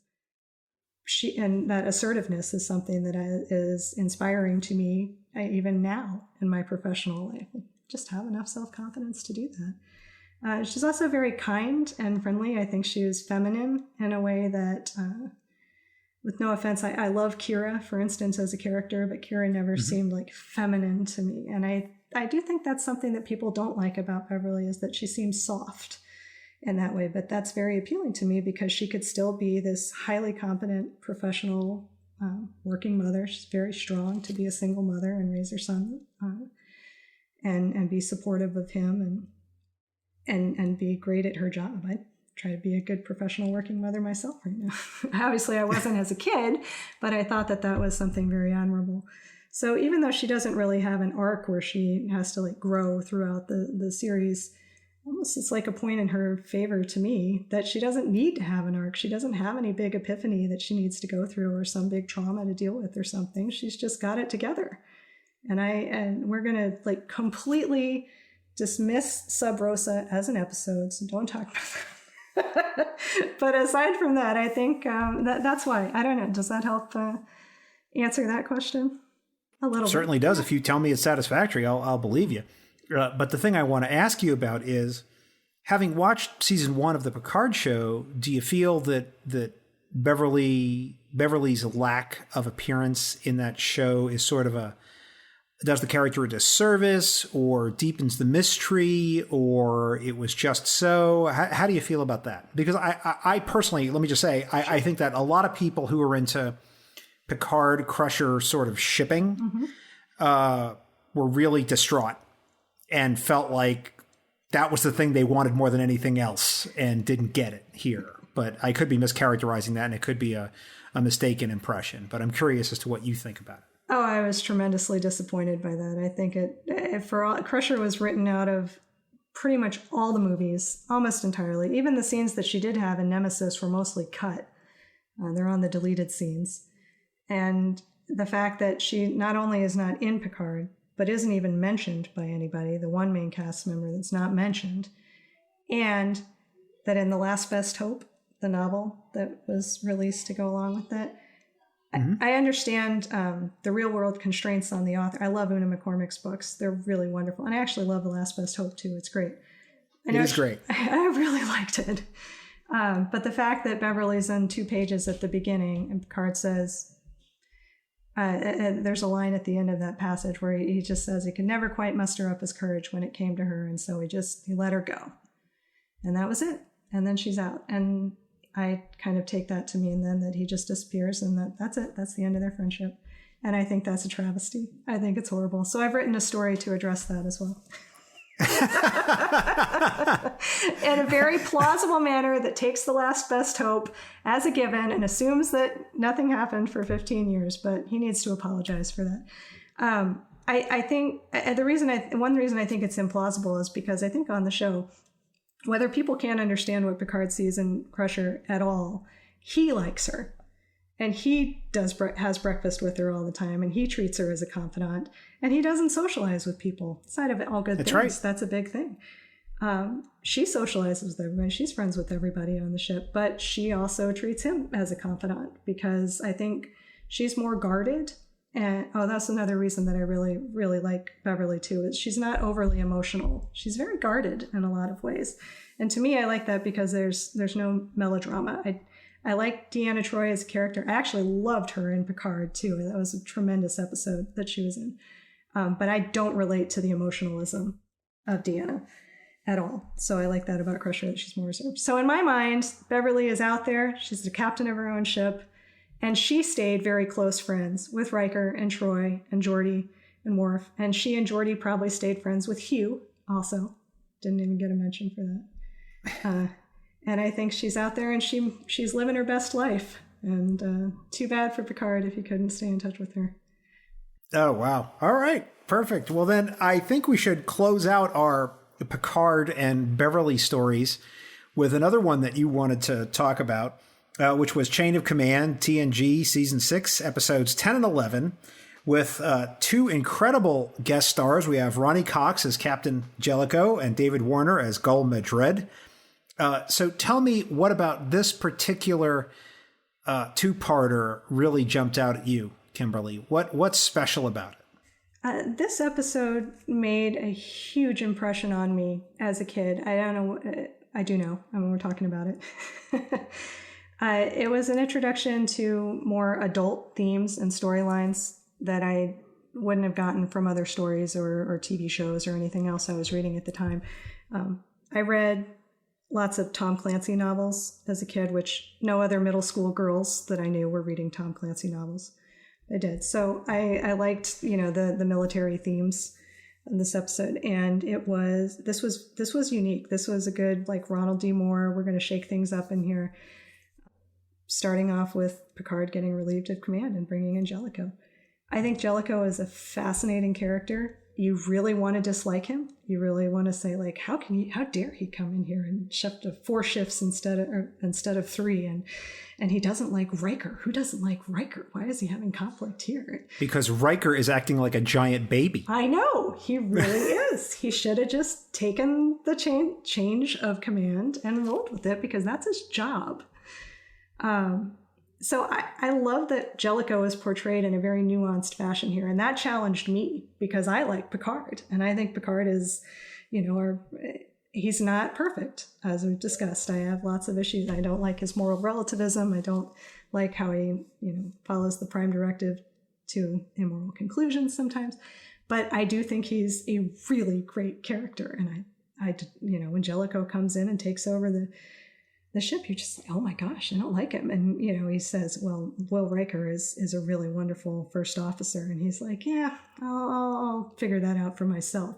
Just like, whoa, who says that to Picard? But I like Jellicoe. And I think the writing is nuanced because they show him, he's got pictures from his kid up in the ready room that he's displaying. He's obviously an affectionate father. He's not rude to anybody. He's very polite. He's taking a personalized approach to them. When Deanna comes with her concerns, he says, thank you. Thanks for bringing that to my attention. And then he delegates it to her to handle the transition. It's not blowing her off. It's taking her seriously and listening and turning it back. And I'm like, this is it's just different. It's not wrong. Kimberly, I work with leaders every day in a corporate environment. And one of the things I often have to help people with, especially if they've come from roles where their job is to solve problems, and now they're in charge of the problem solvers, is when a frontline employee comes to you and says, here's a problem, who's going to walk out of that meeting with the action items? I'm going to give you a hint. It shouldn't necessarily be the leader, right? So the first question would be, well, what do you think we might do about this? Right? Why don't you advise me and give me, maybe 3 or 4 different things we could talk about, right? And so go off and think about that, come back, and then maybe we can strategize together. And if there's something that you need that you can't get, I can help you, and we can work on that together. But it is not my problem to fix. It is something we will do together, and the ideation will come from you, and if not, I will help you with that. And we will do it together. And so I thought that was very correct. So I'm always on the lookout for these little leadership lessons. And one of the things that always jumps out at me in this episode is that I believe there's a commentary track, or at least an interview that Ron D. Moore did, where he said the words, Captain Jellicoe is a legitimate choice. He's just different. And people don't like the fact that he's not Picard. Right. So that's challenging to me, right, as a fan, because I am taking the position of the Enterprise crew members that love being under Captain Picard. But wait a second, maybe I should challenge my preconceptions on that too. So that's the one component. And that just was very gripping to me from the beginning. And then the other part is, of course, the torture of Picard by Gul Madred. And that's a 2-person drama. That is 2 people in a room. Yep. For all of those scenes. And you're like, it's incredible acting by the 2 of them. Don't forget the daughter. And the daughter. That's right. She comes in the middle of that too. So I remember reading magazine interviews, at the time about the Frank Abatamarco, I think is the writer, did a lot of research, read 1984, like researched torture and how this happened. And Patrick Stewart was an advocate for Amnesty International. So that kind of introduced me to those concepts and seeing about like how this was a thing in the world needed to be dealt with. And it was personalized in a very powerful way in this episode. And more than like physical torture that he suffers is the mental torture, and just the notion that ultimately it's a futile thing, and ultimately it's about power too, right? It's not about the information that he can provide to Gul Madred. Madred is a sadist, and he just wants to break him because he wants to prove that he can. I think today torture is really common on TV. I mean, your CSIs and your Law and Orders and your 24 and Game of Thrones in particular. And I don't like any of it. I'm not watching anything for the gratuitous nature of it. I don't like the extreme goriness and everything. And this episode is pretty in your face. But if it makes any sense, I guess I think of it as almost more literary. Like this is kind of illustrative of what you might see in a gulag, or it seems like it has more of a historical kind of connotation that you might see in a re-education camp or something. Like it was not overused, and it's not everywhere in there. I mean, we see it, I think, more in Deep Space Nine because it is a function of the Cardassians. But this episode was the first one I saw, and it just grabbed my imagination like nothing else. It just seemed like a more adult storyline, and it's very powerful ideas. And then I think one of the moments then, as you may want to bring up, is that when Madred tells Picard that he's free to go, this is another way of like messing with him to say that. And so he's like, okay, I don't know if I can believe you. And he's like, nope, just go. You can go. You won. Basically, you're fine. And then he says, we'll get what we need from the human female. And Picard turns around and tries to stand up. And I don't know. So the argument can be made he would have done the same for any other member of his crew or somebody that was on his team in that particular case. But I'm not sure that's the case, because I think he was pretty broken at that point in time. And I thought it was very meaningful that he turned around to stay, because he was willing to suffer so that he couldn't take the chance that Beverly was still there and she could also be hurt. And that also grabbed me. So then at the very end, we get down to there are 4 lights, and we end on this very quiet note with Picard and Troy in the ready room, and he admits he was broken. You're like, oh my gosh, this powerful, like commanding, he's like more than human kind of captain was completely broken by this. And it's also a lesson that it doesn't matter who the person is, like this could happen to anybody in that circumstance. And so then if you've read many more stories and histories and stuff since then of the Gulag or POW stories from Vietnam, it just gives me a tremendous amount of respect and sympathy for anybody that has suffered through that. The fact that it happened to Picard really grabbed me.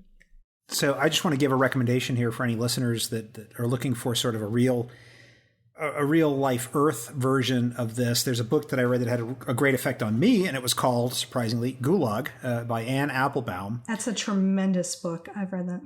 You've read it? Yeah. Yes. And well, that's amazing. I think you're the first person I've ever talked to that's actually read that book. And for the listeners, one of the things that's amazing about the book is that Applebaum goes out of her way to not just document what the prisoners, the Zeks they're called in the Gulag, what it's like for them. She also talks quite a bit about what Stalin thought he was doing with the Gulags when he created them, what the guards were thinking and what they thought it was all about, the people that were in the communities nearby, because there were towns near some of these Gulags with like regular people who were not in the Gulag, what they thought was going on. So you get sort of this 360 perspective of this entire movement that took place in Soviet society to create these camps and what the whole point of it was. And the level of suffering and just the gritty sort of horrific nature of it really comes through. And it's very well researched, extensively footnoted, You're and astonished really well that written. anyone survived, right? Like the It's amazing. You just think, oh my gosh. I know, it was amazing. And the fact that Applebaum interviewed survivors, right, from some of these gulags and talked to them about what their lives were like and what was going on with them. And she was in Eastern Europe and in the archives and in the what remained of the Soviet government's archives, and actually reading the documents about these places and, firsthand accounts and the actual records from the guards. And it's not a small read, I'll tell you that, but entirely worth it. Yeah, it's a thick book, but entirely worth it, and I'd highly recommend it. Completely second that. I'd want to go back to something you talked about, Kimberly, and I feel like I need to call you out on it, and I say that with kindness, which is that you tell me that you're not really into this torturing stuff and you didn't like it. You sent me a 200-page fanfic you wrote that explicitly has large sections of Beverly Crusher being tortured by Gul Madred. So you're going to have to reconcile these things for me. Please do. It is a hard thing to reconcile, right? So I haven't watched any of Game of Thrones, and I don't watch the CSI episodes. I haven't watched any of those other things. This was just a story that was in my head from when I was a teenager that I had to get out. It was something that absolutely this episode grabbed me, and I had to write that story and try and do it to be true to the characters. I did it because I wanted to write this character study of what might happen if Picard and Madred ever met again. That is the story. Yes. Yeah. If Madred actually had the power to follow up on his threats and use it, and I did try to ground this in an actual plot, use it as leverage against Picard to give the Cardassians some advantage in particular negotiations. But it was also a character, and then that would be something that would probably break Picard. And then it was also a character study then of Beverly, if she could survive something like that. So I wanted to write something as realistic as I could in a storytelling way it does describe that, but it's not meant to be gratuitous. Yeah, it's not, if like there's these films out there, the Saw films, which, people don't have to watch if they don't want to, but that's considered like torture pornography. Right. It's not that. It's that, it's more like what's in Chain of Command. There's torture, but it's not like graphic, right? But it does happen. Right. And does that seem a fair characterization? Yes. And that I wanted to be something that was about on that level of Chain of Command. This is something that Star Trek could deal with. This would be something that I could write, but it's in the context of telling a story, and it's telling a story about these two characters. It's not meant to be reveling in those details, qua details. I don't know if you thought that was effective or not, if it's too much or not enough, but... No, a couple things I want to ask you about. So, first of all, we should mention that the name of the story is Kintsugi, which is a Japanese word. I had to look this up, and it has to do with the art of repairing broken pottery. So I feel like that was a really spot on sort of word to describe what you did in the story. But there was one part of it that I have to admit, and I know it was unintentional, but it made me laugh out loud. And I know it was unintentional because I could tell that you'd written the story a while ago. Picard is thinking about sort of how he led to Beverly dying, which happens in the story, and he thinks that it's his fault. And he says, it was all hubris and arrogance, and all I could think of was Admiral Clancy. All I could think of was Admiral Clancy, right? So what I should have said was the sheer bleeping hubris, and that's... Right. But I know you'd written this story a long time ago, Yeah, I knew you did because you told me that. So maybe hubris is a problem for Picard then, right? Maybe it is. People have picked up on. Maybe it is, right? Maybe that's one of the reasons you like Jellicoe is, he certainly is confident, but he doesn't have that level of hubris that Picard has, which is right under the covers there. The other part of it, though, which I feel is interesting, and I want to question you on this, is that at one point, towards the end of the story, a more quote-unquote right-thinking Cardassian is in charge of everything. Mm-hmm. And goes to Picard and says, look, Gul Madred, he's not a good guy.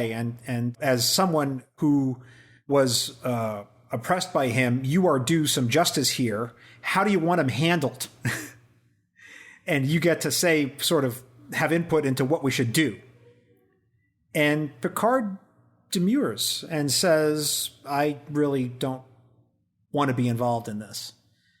I'm curious as to why you made the decision to go that route. Because it seems to me that I can understand that Picard not seeking retribution, but it seemed like almost too easy a meal. So it was something I really had to think about. So I'm curious as to why you made the decision to go that route. I wanted a theme of the story to be hopefulness and looking and healing at that point in the story. I think he was thinking about how to move forward with this life, and does he need to live in the past any longer, or should he take the gift that he's been given at this point in time to move forward with his life and simply make the best of that, and that he was able to be the man that he would have been before, which is not to be governed by a base desire for revenge and retribution, but to be a higher-minded person, and he wouldn't have been capable of that before. But now he would be, because he knew that he could leave that in the past and could go on in the future. I wanted him to be capable of saying that. And it's almost a little bit like, I think maybe what we've seen in Picard right now. You start off with somebody that's a pretty broken person, and slowly over the course of the show, he heals a little bit by the people that he talks to.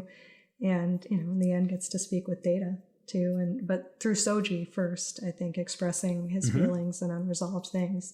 And there actually is an episode of this show called Broken Pieces, right? But yet at the end of your story, basically Picard and Crusher end up in domestic bliss, living in La Barre, France. I wanted it to be a happy ending. So is that the ending you personally wish for them?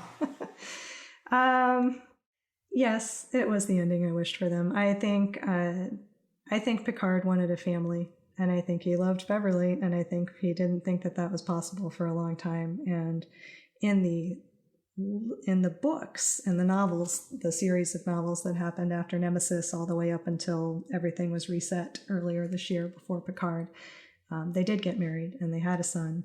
And I loved seeing that aspect of Picard and the two of them explored, because I think that is something that was probably the most disappointing that I saw thing about Picard, was just seeing that he was kind of broken at the beginning of that, and he never had the chance to have a family, because I think he would have been a good father. I think there was so much growth for his character over time that he really could have grown into that role, and I think he wanted it. So I'm sorry that he never had it. So yes, I wanted that happy ending. I feel like we have to stick with your fanfic writing then for a little bit. I was going to talk about another episode, but I've changed my mind. Oh boy! I want to ask you about. Well, it's okay. It's what we do here on the show. It's okay. I want to talk to you about Sarek, the episode TNG season 3, episode 23. This is the one, of course, where we have Mark Leonard coming back on board the Enterprise for some negotiations, and of course he's suffering from this syndrome that's causing him to lose his logical control. And not only that, it starts to affect other people. And there's this glorious little dust up between LaForge and Crusher, West Crusher, and among many other sorts of things that happen on board the ship. Yelling at each other about their ability to pick up women. Yeah, which, I don't. First of all, I don't even know about the propriety of like an acting ensign dating an actual Academy graduate ensign. I just don't even know about the propriety of that. It sounds like there's some sort of anti-frat rule or something that should be involved there. Even if it's not a rule, it's like that would be a really smart idea. Would be to not do that. And then of course, Crusher yelling at LaForge, at least I don't have to get women from the holodeck, which it's a pretty glorious slam, right off the top rope, if I do say so myself. Although one minor note that I always love about this episode, it's the first appearance of Joyce Robinson as Gates, the ops officer on the bridge. I like Ensign Gates. Yeah, it's the first time she shows up. So anyway, I always note that whenever this episode comes up. So we'll get to your fanfic that you wrote about this one in a minute. But I'm curious about the episode itself and what about it draws your attention. This is a great character-driven episode. It's got a sci-fi element because we've got the telepathic Alzheimer's with the telepathic being broadcast to everybody and making them upset and snapping at each other and causing outbreaks of violence.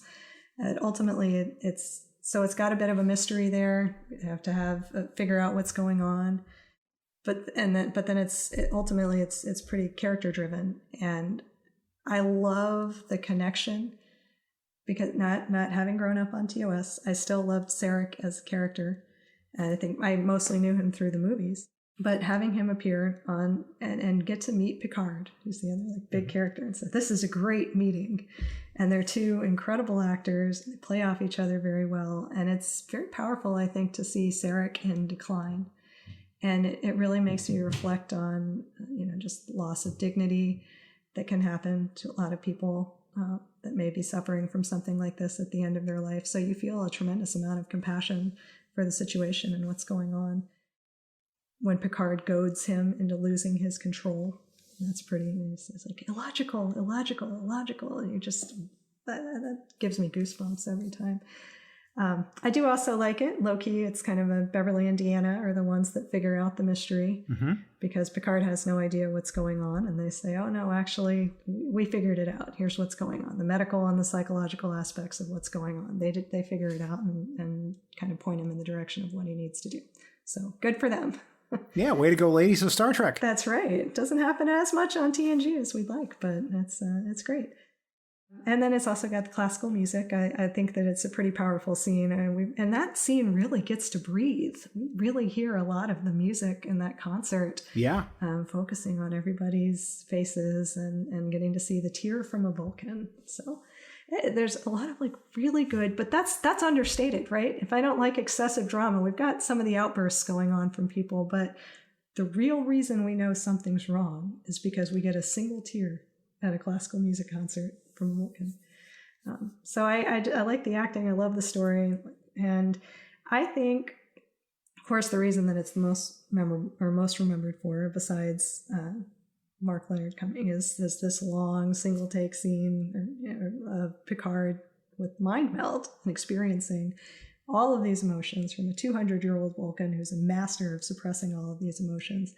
And I actually find Picard a little bit Vulcan-like in how he believes that being the master of his emotions is highly desirable. He's not a super demonstrative person. He's very reserved and guarded with his emotions. As I said, I think he's closest to Guinan and Beverly, but he doesn't really take anybody else into his confidence. Maybe Riker occasionally, and then Deanna's his counselor, but I don't think she really grows into a friend until much later on when he lets his guard down and he realizes it's okay to be friends with them. So I think the symbolism of Picard experiencing all of these emotions is all the more powerful because, and this is also before family. We've never seen him do that. So the music is creepy, the lighting is intense, and then you've got Picard just breaking down. I find it incredibly rewatchable for the entire episode, but then I also just really love that ending scene. And if you mentioned my story, I think it's very meaningful that he does ask Beverly to be there because he asks her personally. She's like, I don't approve of this. He's like, I know you don't, but I appreciate you being here anyway. She stays with him.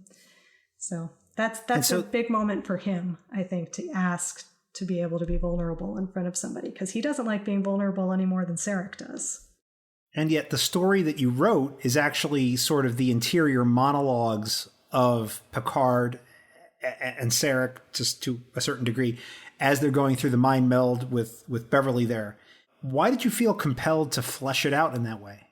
Partly this one was a writing exercise. I love reading. I always collected the novelizations of certain episodes. Like I bought the novelization of Descent and Unification and All Good Things and stuff. And I wanted to see if I could do that. And so that was an exercise of seeing, could I write that out? I don't know. Did you think it worked as an interior monologue at all? Oh, no, I think it did. I mean, I think one of the things about any sort of written Star Trek, novelizations or fanfic or even the novels, is that the thing that you get is access to the interior lives of the characters that you never get in the show. Right. Right? Because the show is just, you're seeing the characters on the screen and they say the things they say. But when you're reading the book, you get sort of more of what they're thinking. Right. I love being able to show that. That's why I love reading, as I want the extra parts there. And there's some of the best novelizations of movies that I've read have been ones that have a little bit of a literary cast to them and also do a great job of doing the interior thoughts of the characters. Because if it's just narrating what's on the screen, I don't need to be reading that. It doesn't add anything to it. So the best ones I've seen really delve in and try and make it more literary. And so I wanted to play with this notion of I am Sarek, I am Jean-Luc. How can I make that show up on the page, like as this going back and forth and confusing who you are? Because we saw the scene for 4 minutes. I imagine this went on for a few hours. Yeah. They had to do the schedule of this negotiations with the Ligerans. It took 3 months just to set up the schedule. Must have taken several hours to be there. And so I really wanted to just depict that and try it as a writing thing. Very good. Very good. It's one of the concerns I have actually about the upcoming Dune films that they're making. I'm a huge fan of the books. Yes. And the way that the books are written, vast portions of it are the characters thinking about stuff. Yep. And that's part of the richness of the series, is the way Herbert wrote it, is it's all these interior lives of the characters and sort of the thoughts that are in their head. And there is a story which they've tried to put on film, and you can tell that story, but the richness of the meal, I think, is in that interior life of the characters, which in the Lynch film, they tried to do these weird voiceovers and have some other stuff and give you some access to that. It doesn't work for me. Yeah, so as magnificent as the Lynch film is for just the way it looks and the Crazy Toto soundtrack and just the amazing performances and the set design, which is insane and beautiful, and all the art direction, it's really a production that's worth studying on its own merits for that. But as a movie made from a book, it just doesn't hit the target for those who are familiar with the book and love it so much, because there's so much that's not there. Right. And so I don't know. Yes, I just don't know. That's why and sometimes that's what motivates me to write some of my scenes, is this is something I would have liked to see a little bit more of, like what's going on in their head. Can I write that? And that's an exercise for dialogue, for thought processes, and again, like trying to get characterization as well as I can. Like, can I do that and have the same effect as a novel that I would read, where I'm like, this is fun. I feel like I'm actually reading about these characters. So we've been talking almost exclusively about TNG. In fact, I do believe exclusively about TNG. We've got 2 more on the list, so I think we should just go through those before we jump on to anything else. I feel like at this point we're in for a penny, in for a pound. So let's just get up in and do it to it. Let's talk about Cause and Effect, TNG Season 5, Episode 13, the Cheers crossover episode. So Captain Kelsey Grammer. Yeah. Captain Bateson. So we have the time loop episode with the poker game and constantly reliving this experience where the Enterprise gets destroyed and then they lose all this time. Tell me what's going on here with this one, Kimberly. Why is it an episode that is worthy of our attentions here on Trek Profiles? What's it mean to you? So for all I talked about characterization, and I love it, and those are the most important elements of most of the stories that I love, this is probably my favorite TNG episode because it's a classic sci-fi story. It's got, the temporal causation loop and And then it's got the action of the ship exploding. I mean, that's quite a cold open right there. You're like, oh my gosh. I do remember watching that one for the first time and sitting up straight and going, what just happened here? Is that really what happened? I guess I do like mysteries. I like it when the cast gets to come together and solve a puzzle, because I feel like that's pretty classic sci-fi or a pretty classic Star Trek story as well. So everybody gets a little moment to shine here. It has so many classic elements from TNG. It just kind of encapsulates all of it. We've got a poker game. We've got a scene in sickbay. We've got a scene in engineering. We've got a ship shaking on the bridge. Like casualty reports are coming in from all over the ship, and the options. We've got Picard asking for options. We have conference table scenes. We've got little diagrams up on our acutograms on the screen, like showing this temporal causation loop. And we've got Data too. Data saving the ship, because if Data didn't exist, there would have been no way to send this message forward, and they wouldn't have known what to do. It's also an overlooked Beverly episode, because she is the one that I kind of think gets everything started in motion. I actually love that she pulls out the tricorder to record the strange sounds that she hears at night, because you always want to yell at people in the X-Files or other things. Like, if you see a strange ghost or you hear something, why don't you record it so you can play it back later and prove it to somebody? Well, she does that because she's a scientist and she presents her information. It does have a very cute scene between Picard and Crusher when she comes to tell him, and he gives her his Aunt Adele's, little drink there. It's very sweet. As I've gotten older too, I can appreciate too it's incredible direction by Jonathan Frakes, because you have to have the same set of scenes 4 different times. How are you going to make that interesting visually, tonally? Like, what are you going to do? And every scene, he changes the shot slightly. Whether you're focusing on someone's head or where you're coming from the God's eye view of looking down at the table. And he uses it to create a growing sense of strangeness and the deja vu. But you just kind of focus on somebody. Did you feel like this happened before? Yes, I think this happened before. And so the music and the direction just build that up over time too. And in the end, it comes down to, Riker leaning up against the comm panel and Data glancing up and just making his Data decision that fast, and they break the loop. I think it's brilliant. It's so much fun to watch, and I can never get tired of watching that one. Those are episodes that I often refer to as cheeseburger episodes. Yeah. It's like, you've eaten a cheeseburger and you're like, well, I've eaten the cheeseburger, so now I'll never have another one again. Oh no, you're going to want another one. And you know what? It's going to be delicious too. Yeah. And you can never really get tired of them. You just keep wanting them again and again. Yeah. So, all right, great. Well, then let's close out our TNG episodes with The First Duty, another episode, in fact, the one that immediately follows Cause and Effect, The First Duty, TNG Season 5, Episode 19, with Academy Space Bro Nick Locarno and the amazing... / Tom Paris. Also, Cito Jaxa, who we see again later on in other episodes, and a really special performance in a lot of ways when you put both episodes together. So here we have young Wes Crusher getting into a little bit of a jam at the Academy. So tell me what's going on here, Kimberly. What's this episode about? Is it a cheeseburger, or is there some real truth in here that you just can't quite let go of? This is a truth one. I don't know how many episodes I found that were written by Ron D. Moore, but I think this is the type of episode that he just really excels at writing. Something that really shakes things up for a character and makes you look a little bit deeper at and rethink how you see them. I did not have a crush on Wesley as a kid. I was not into him at all, but I liked him. He was a good kid. And the idea that he could make a bad mistake, not just a mistake, but really screw up, was really powerful to me as a kid, because I'm like, wait a second, he's a good kid. This isn't something that good kids do. And the way that we see this as an exercise in, or not as an exercise, as an example of peer pressure, and how you can be so scared by something that you've done and what the consequences are going to be that you really want to hide that and try and get away with it. And you might feel bad about it and stuff, but are you really going to be the one that rats out your friends?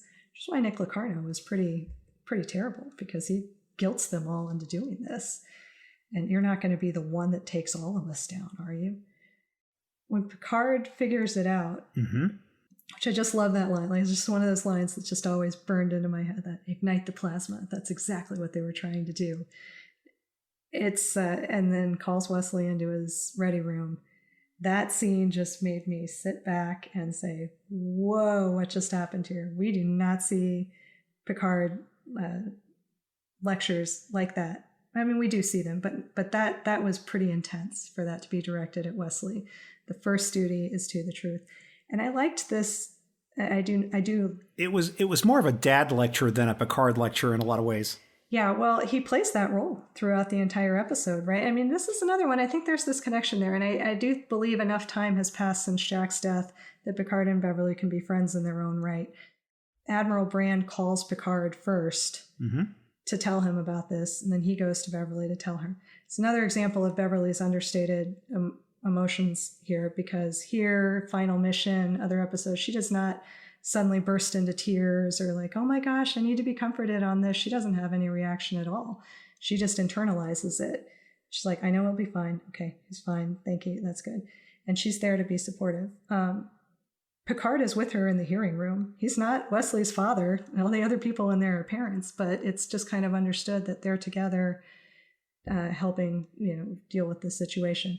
It's also kind of insightful then to see how much pressure that puts on Wesley. If his mother is the chief medical officer of the flagship and he's got this close connection to the captain of the flagship and they're both friends and stuff, that puts a lot of pressure on Wesley too. So he's got a lot of conflicting things coming at him from all around. And I think telling the truth is the right thing to do. It's the moral thing to do. This was an interesting concept to me. It's the title. It's the first duty. The notion that it could also be a duty is very powerful to me. I think, and I've had a picture of Thomas More on my desk, right? Because he's the patron saint of lawyers. And this is something where you have to be true to what you believe to be the truth. Like, saying an untruth is wrong. And I use that as a reminder to myself. This is an episode that actually kind of serves the same purpose for me. It's not just, should I tell the truth or not? It's, you actually have a duty to. There may be time, and this comes up in the law a lot, even on certain minor things. Like, I noticed a mistake I made in a document that I drafted last week. If I don't say anything, maybe nobody will ever notice, and it'll be fine, and it'll go on. But I know that I made that mistake, and I have a duty to correct it. Even if it causes a bit of a headache or it causes me stress, you need to stand up and do the right thing.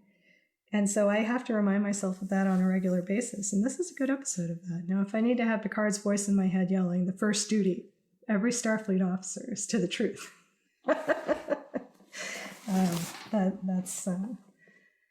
That's powerful. So it's interesting to me because there's actually a book that this episode always reminds me of. I'll be curious if you've read it, and that's The Lords of Discipline by Pat Conroy. I have not read that one. So it's essentially a book about the idea of a military school and how young people live in that environment and sort of what it does to them, and what the pressures are that they feel compelled to live with and the kinds of things that they end up doing. And let's just say that some of those things are suboptimal choices that some of those young men execute in the book. In fact, many of them. And it's a book that I read. I think I was required to read it in high school, I think, for English class. And it's a book that had a big effect on me. And when I see this episode, even today, it brings that book back to me in a really powerful way. And part of it is the strength of Conroy's writing, because he's so evocative. And I actually lived down south for a period of time in Tennessee and in Florida. And so he's very much anchored in the South. And so, you can sort of feel like those hot summer sort of southern nights with the cicadas going. It's a very southern feel throughout the book. But anyway, whenever I see those stories about those young people in these military environments being pressured to do a thing, it always comes up to me. So there's a recommendation for any of you listeners out there. If you want to get more of this kind of stuff in sort of a modern viewpoint, not in a sci-fi setting, go check that out. So that's going to close out our TNG stories. I think we should jump around a little bit now And let's take a look at Counterpoint from Voyager, Season 5, Episode 10. Here we have the amazing Mark Horelik as Kashyyyk, who is so good in the episode as the Devore Inspector General, or whatever he is, making sure that there are no telepaths traversing their space.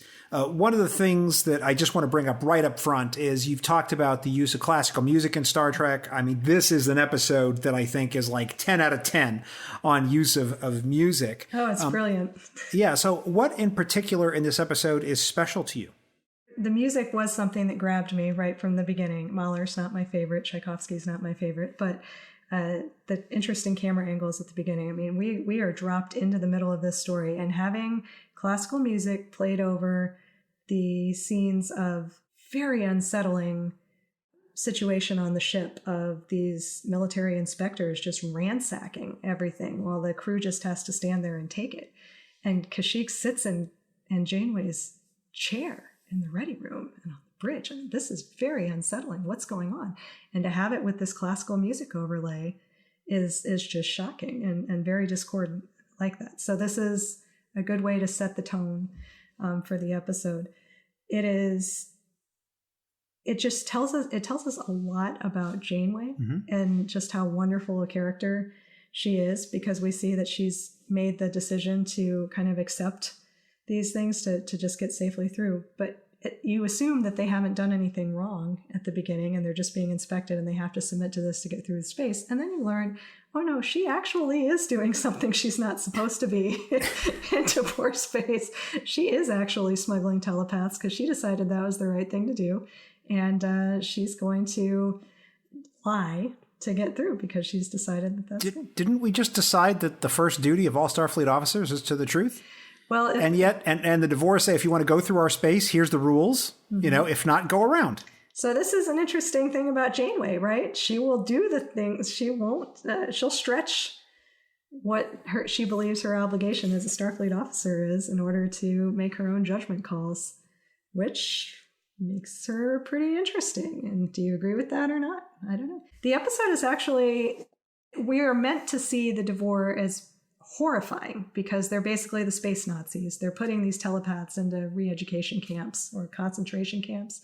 We don't know how bad it is, but we know they're basically the space Nazis. But they do make a nod at explaining why they're so afraid of telepaths. It's like they don't fit into our society. Like, how can you have any level of trust if somebody can read your mind all the time and they know what you're doing?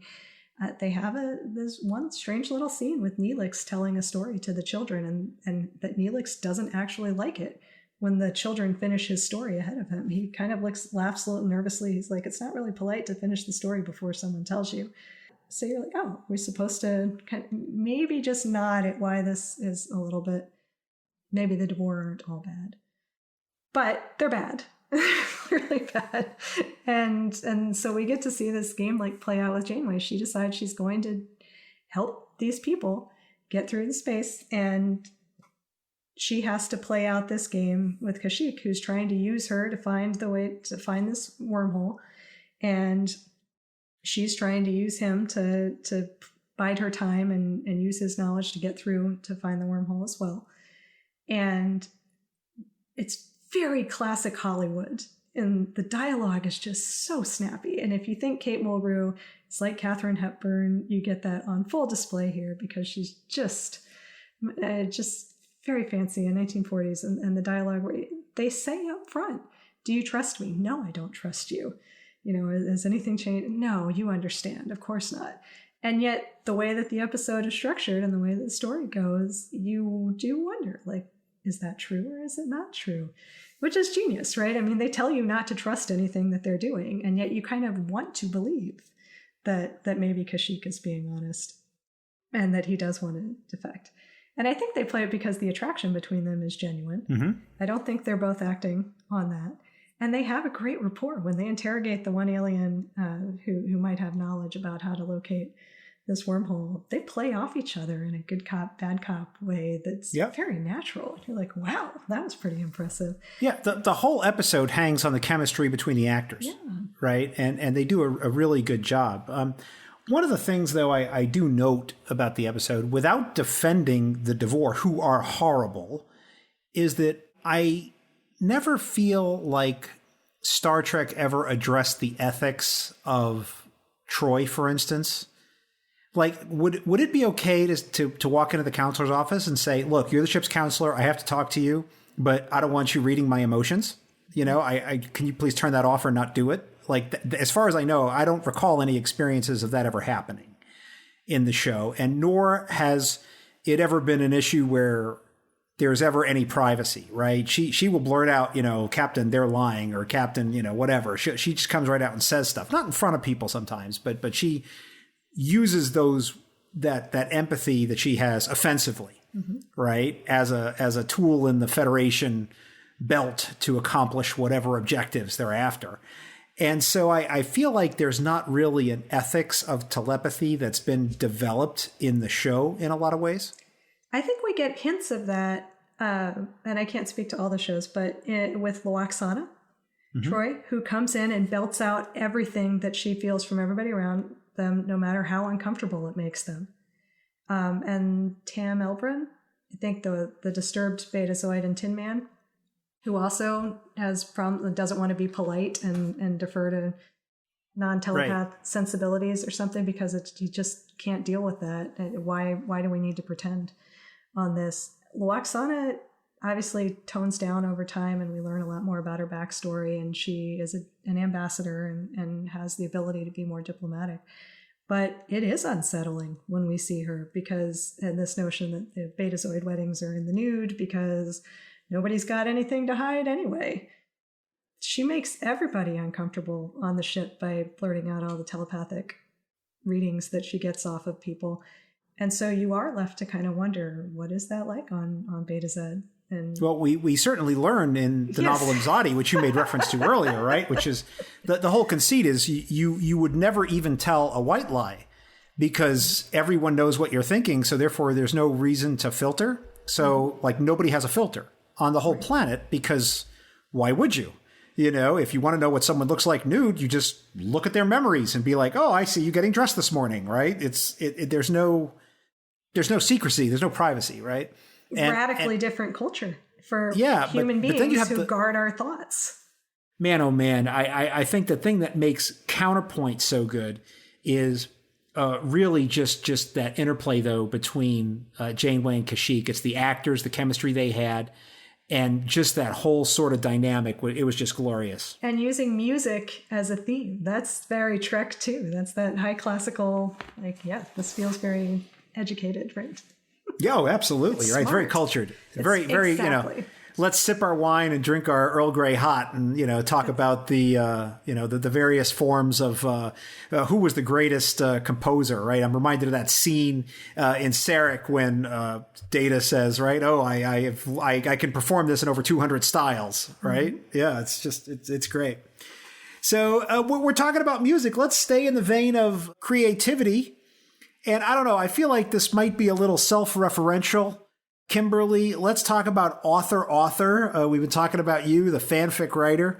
So let's talk about author. Voyager, Season 7, Episode 20. I got to say, this episode gets a lot of hate in a lot of quarters. So I was surprised to see it on the list. I'm eager to find out what it is that you particularly love about it. One of the things I loved about it in my rewatch for this is the opening, I think, is so good. Just Robert Picardo just tearing it up in that opening scene. I love it so much. And of course, Bolians, which please me every time they appear as the only aesthetically correct aliens that we often see with the correct haircuts in the show. Very pleased about that. But I want to know about your opinion, Kimberly. What's going on here with author? Statutory interpretation. Would you believe that? And tell me more about it. Okay, so this one, I love it. It focuses on character moments because we actually get a lot of depth with the B story here of the characters being able to call home and say hello. And there's a lot of poignancy to thinking, what if I only had 3 minutes in the next 4 months or whatever to be able to talk to people that I haven't seen in a long time. And so you get a lot of pathos from Harry talking to his parents And I mean, it's comical, it's hilarious, but at the same time, your heart kind of breaks. You cringe for him because he isn't able to communicate everything that he wants to his parents, and he's a little embarrassed by them. And you're like, oh my gosh, did you just waste 3 minutes over, being a little bit embarrassed? But then when he gets the chance, because Seven offers him to use her 3 minutes too, he's gracious and friendly enough to give it back to her and say, no, you actually need to talk to him. We get to see B'Elanna talk to her father, which is a very short scene again, but kind of powerful that she's willing to maybe try talking to him. And then Seven coming to a realization that maybe there's family at home. And even if this is just a 3-minute awkward start, it's something to build on. And it's another connection to her humanity and her past family. So we have that. Then we have the character study of how does the Doctor see everybody else around him? And it's hilarious to watch all the characters take their turn playing this first-person holonovel. And you just laugh. And I think this does depend maybe on knowing who the characters actually are, because then they're playing against type. Mm-hmm. But it's just so funny and brilliant and really entertaining to watch that. And Picardo is great about seeing that too. He's like, well, it's not real. Any resemblance to any person living or dead is purely coincidental. It's like, no, it's not. So there's this element of the Doctor having to realize what are his obligations as an author to the people around him, who he's drawing from his real life on this, but he's not changing it enough. And I think that the dialogue that the characters have of people will think this is about us. You can tell them that it's not, but this is clearly what it seems to be, and that could hurt our reputation. Are you willing to do that to our friendship?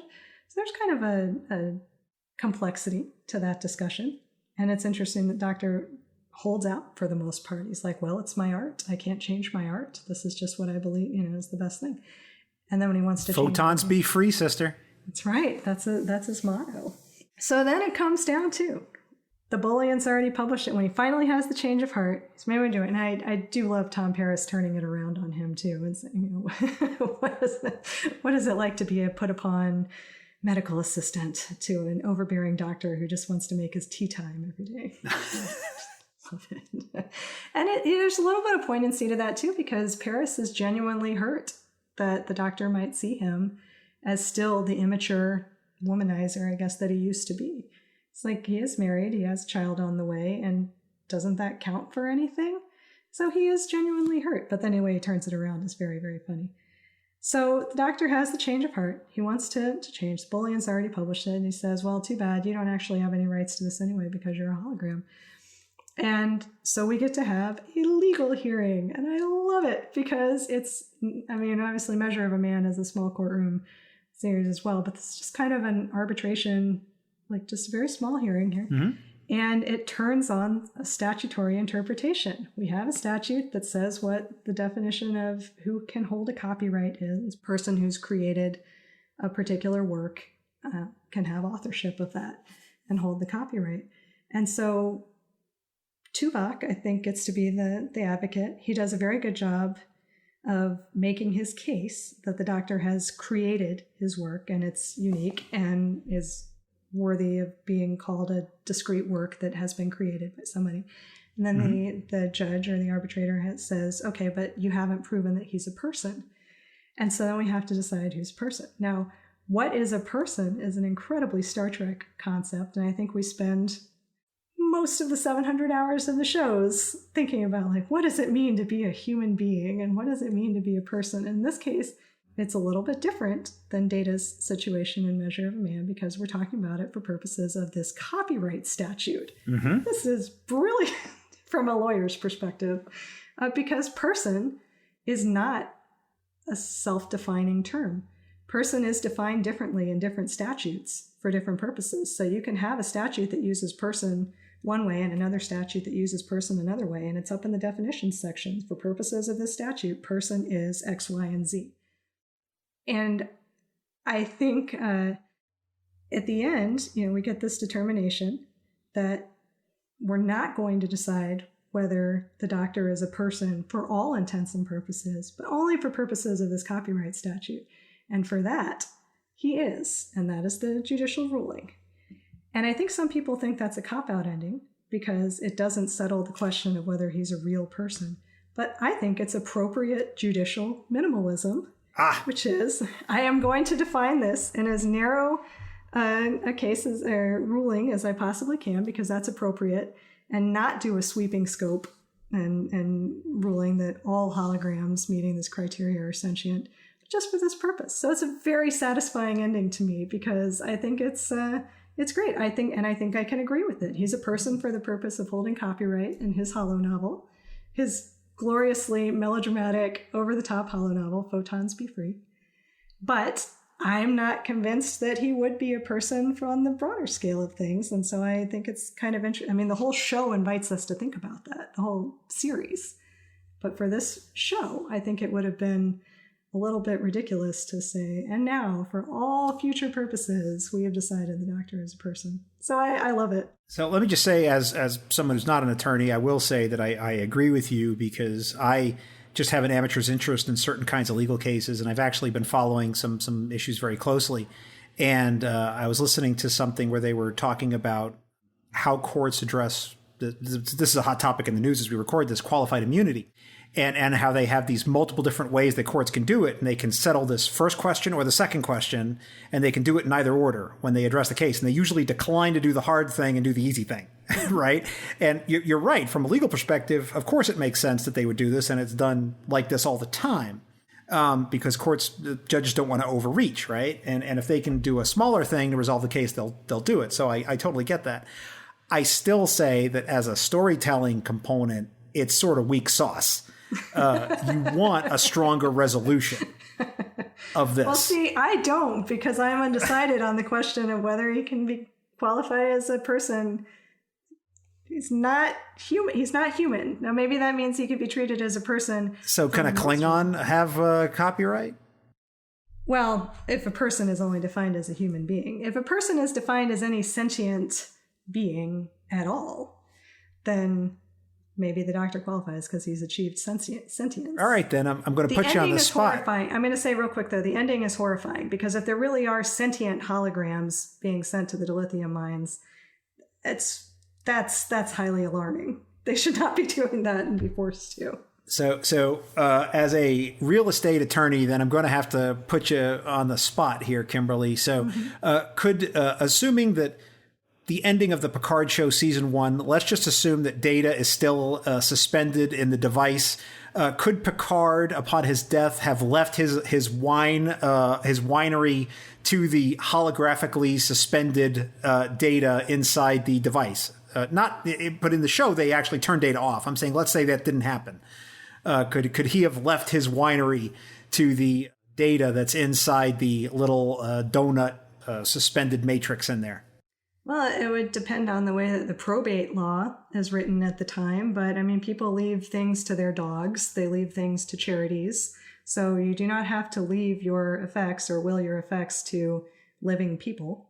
So yeah, you probably could. But that's amazing. If Data is not embodied in a person at the time, there would have to be an administrator to handle to sort that out. Yeah. To sort that out. Yeah. So two things I want to comment on about this episode, which is that the one thing that brought me out of it, and this is my own personal thing, which I always struggle with these types of issues, is that when I was in the Navy on the submarine, we would get letters from home, which were delivered electronically through the ship. And they were basically like SMS text messages. I mean, they were really short.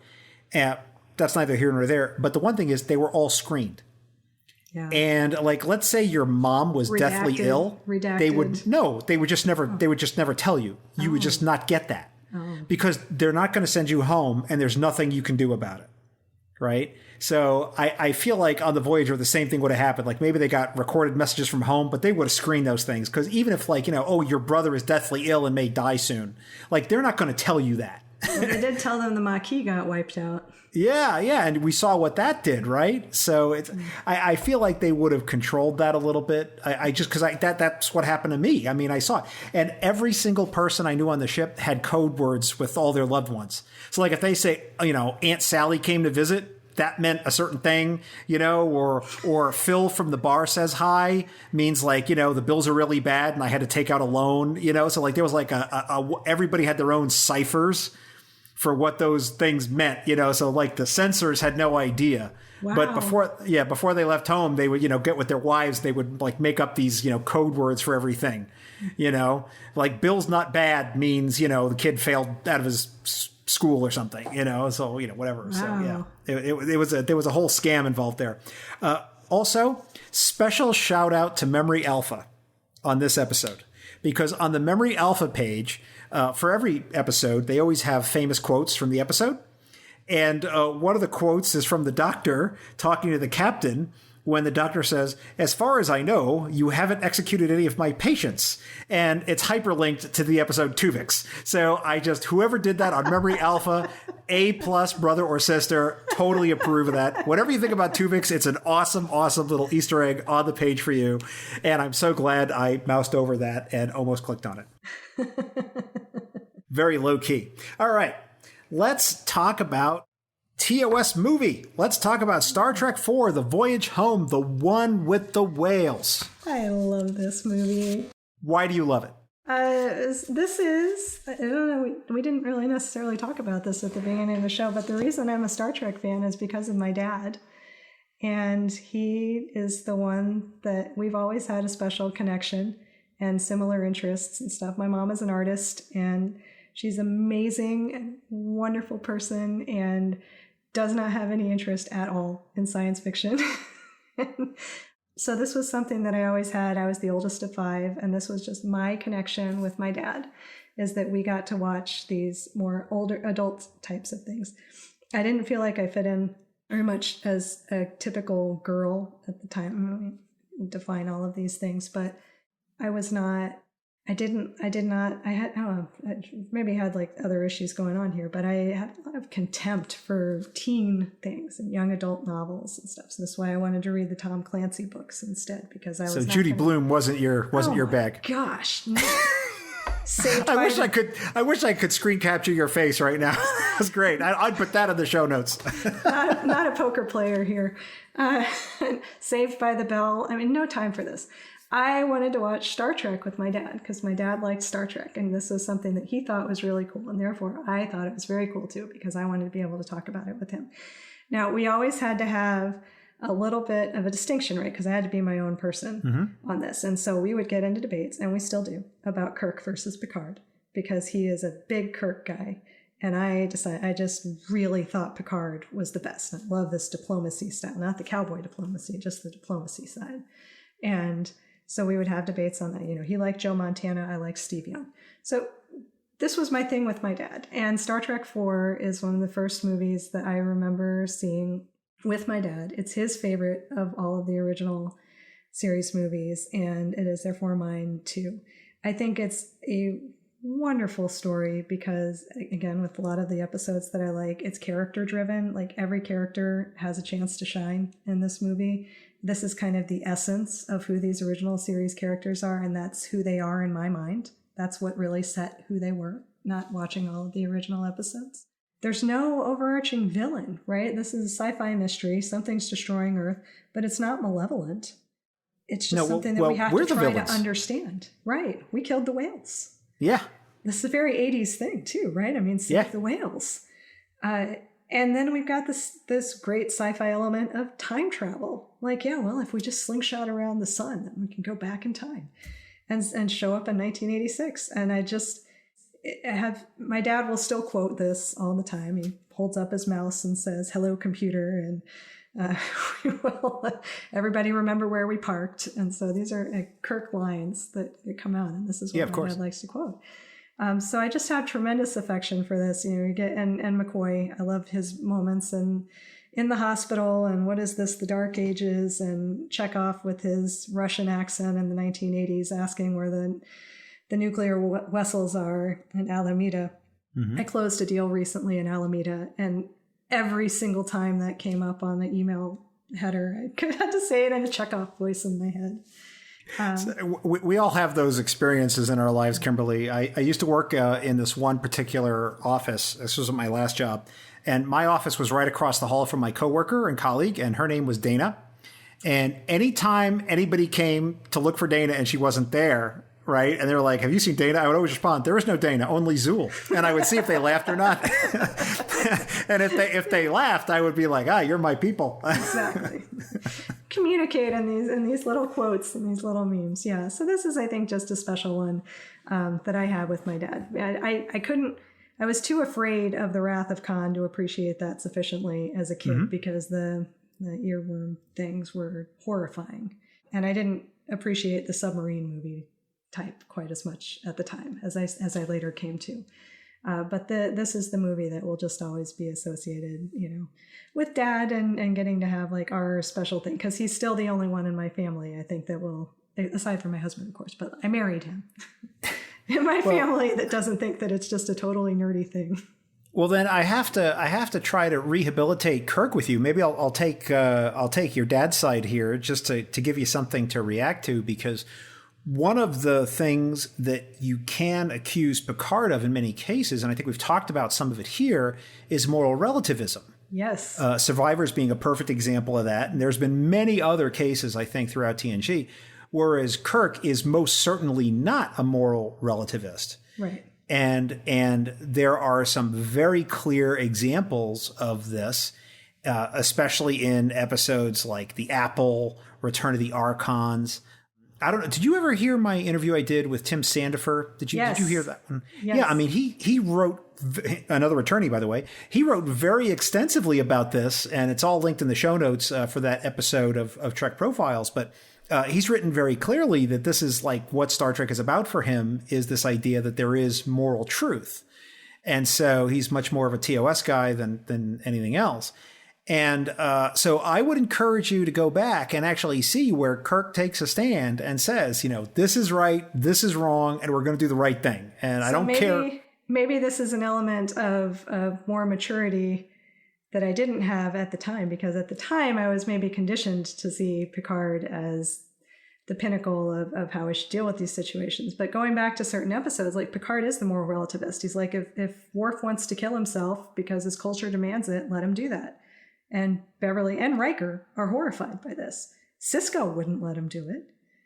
Wouldn't, kill Kern. But Picard was going to do that. I'm like, yeah, actually, I don't agree with Picard on that. Kirk wouldn't have let him do that either. I think Kirk would have said, no, it's a human moral principle that we don't commit suicide. We're going to help you survive this and get you through it, because that's what friends should do for each other.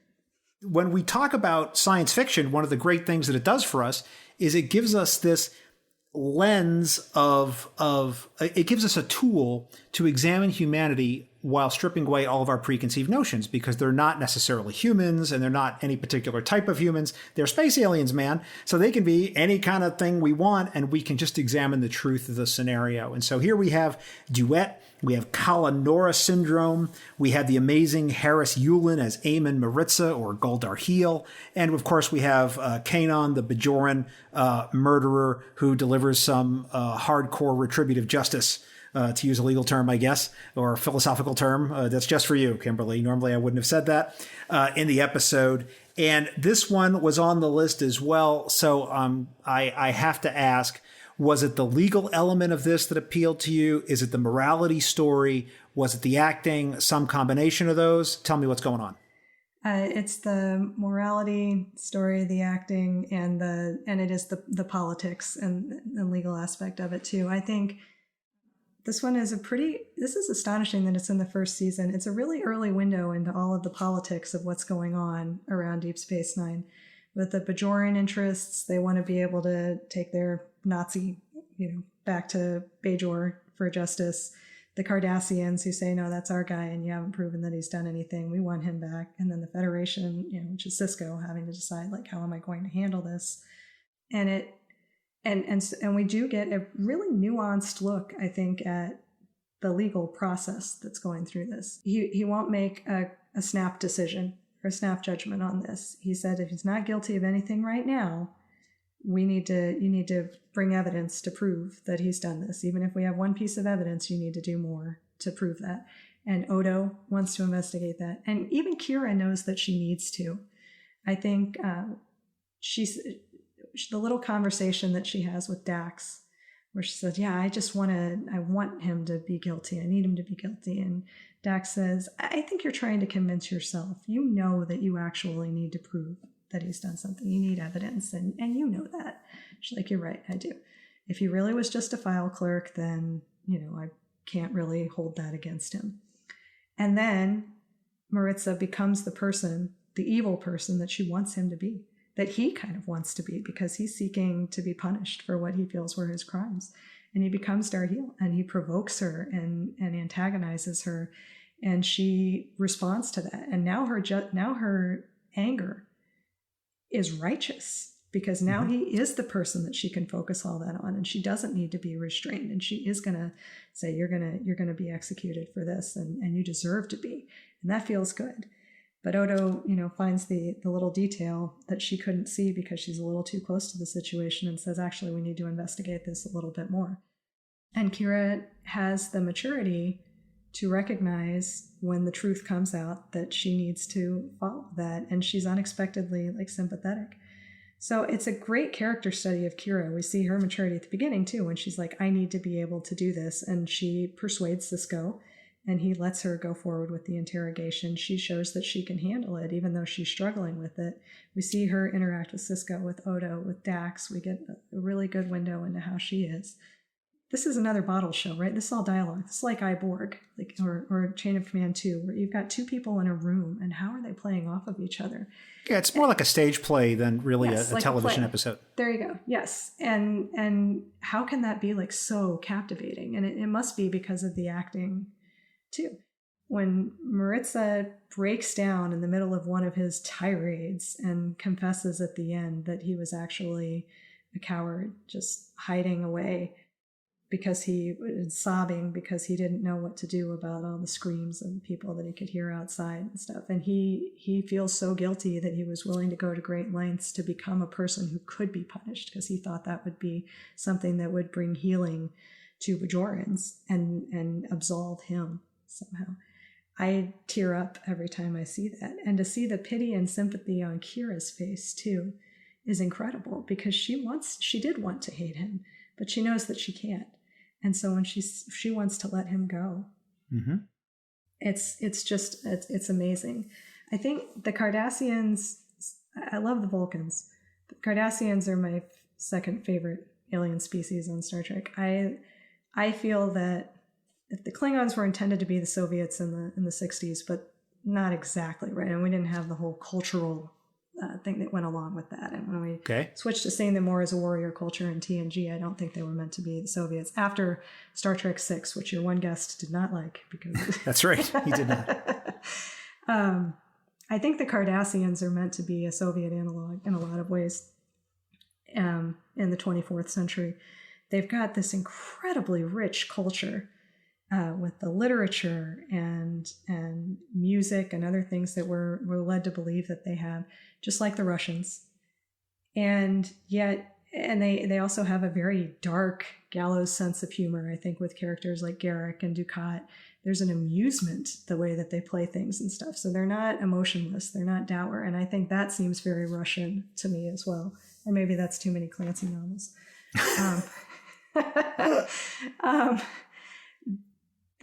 But then they're dominated by the military, and the military drives this culture. And so we see this play out, all the way through Deep Space Nine, and the farcical trials that they have, like when they try Bashir or O'Brien. O'Brien, yeah. Right. The trial is just a joke. It doesn't mean it's a show trial, right? That's Soviet, but you want to explore this culture. It's very rich. It's very deep. And so this is the first real window, aside from seeing Madred's daughter, I think in the middle of Chain of Command, that you really get a hint at what's going on there. And Duet is having all of this just hinted at and kind of coming out at the beginning of the series with this incredible acting is something that really stands out for me and made an impact on me.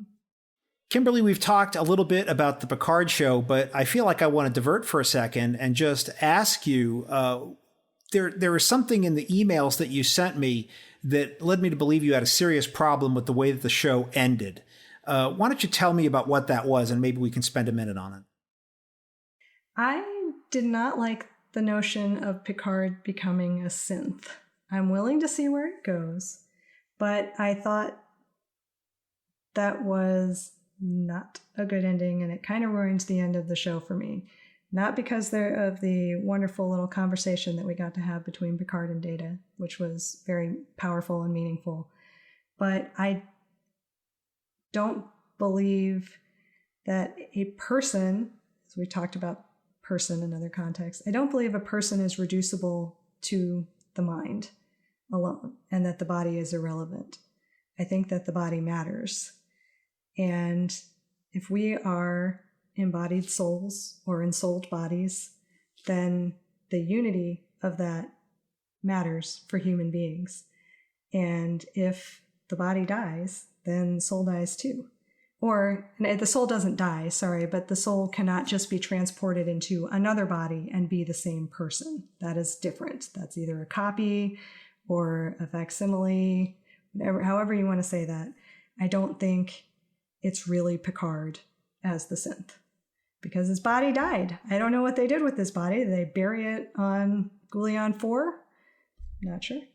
But it really bothered me, the notion that they could just transport him to a formless golem. Even if they made it look like him, it wasn't the same Picard.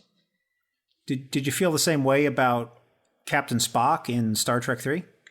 I did not, for a couple of reasons. One, it's kind of established with Vulcans that there is a Katra, which I think is the soul. And Star Trek does not like to talk about souls very often. I think soul is a concept that maybe in a secular context is something that makes people uncomfortable.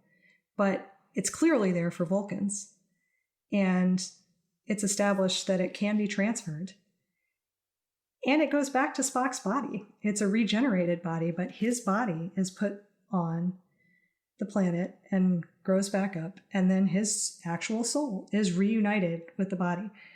It is almost certainly not intended to be this way, but it is very much a Christian resurrection in the sense of the soul being reunited with the same body. I just heard the sounds of like hundreds of Star Trek fans, ripping their own hair out right there. They're going to be coming for you on Twitter. I suppose they can. Like I said, it's there in my bio. Within the world of Star Trek, that's how it works, though. And that's part of why it doesn't bother me so much. If it's established the Katra can go to other people. The Katra went into McCoy for a little while. But Spock also intended for that to be the case. Spock did intentionally transfer that. And then he and Sarek made sure that his Katra was reunited with his body. Yeah, the Faltor Pan, the refusion. That's right. That's what he called ask. And logic meets its limits, right? Our logic is uncertain. My logic is uncertain where my son is concerned. My son is concerned. That's pretty powerful there too. Yeah, Picard didn't ask to be transferred into a new body. I think it's a little bit of what if they transferred him into the formless golem and it didn't even look like him? Are we still willing to accept it? Are we meant to accept it in the context of this show? Because, hey, it looks exactly like him. It's not going to live any longer than Picard would have lived any longer because they've artificially programmed that into him. And to be fair, Picard doesn't seem to be bothered by it. He seems to accept it pretty well at this point. And I will give the writers credit. I'm sure they intend to deal with this more deeply going forward. But to me, I also don't think that the mind is purely material. And Star Trek goes different ways on this, right? They obviously come down on the idea. I don't think that the mind can be transferred to a computer. This is what the AI singularity that we're trying to approach is, right? Can you upload your consciousness onto something?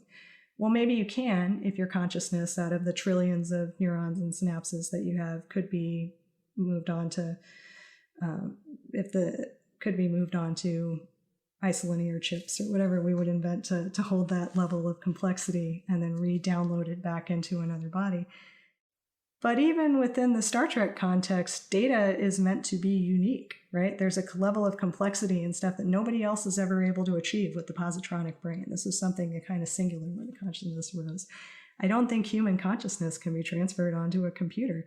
So I don't think that Picard could be, And this is just a personal belief. Obviously, Star Trek has answered this in a different context, but because Picard is kind of the uber human on the show, and he is the pinnacle of who we are supposed to think of as a human being, because he's educated, he's this classical, cultured man, he's moral, he's strong, he's just this great captain.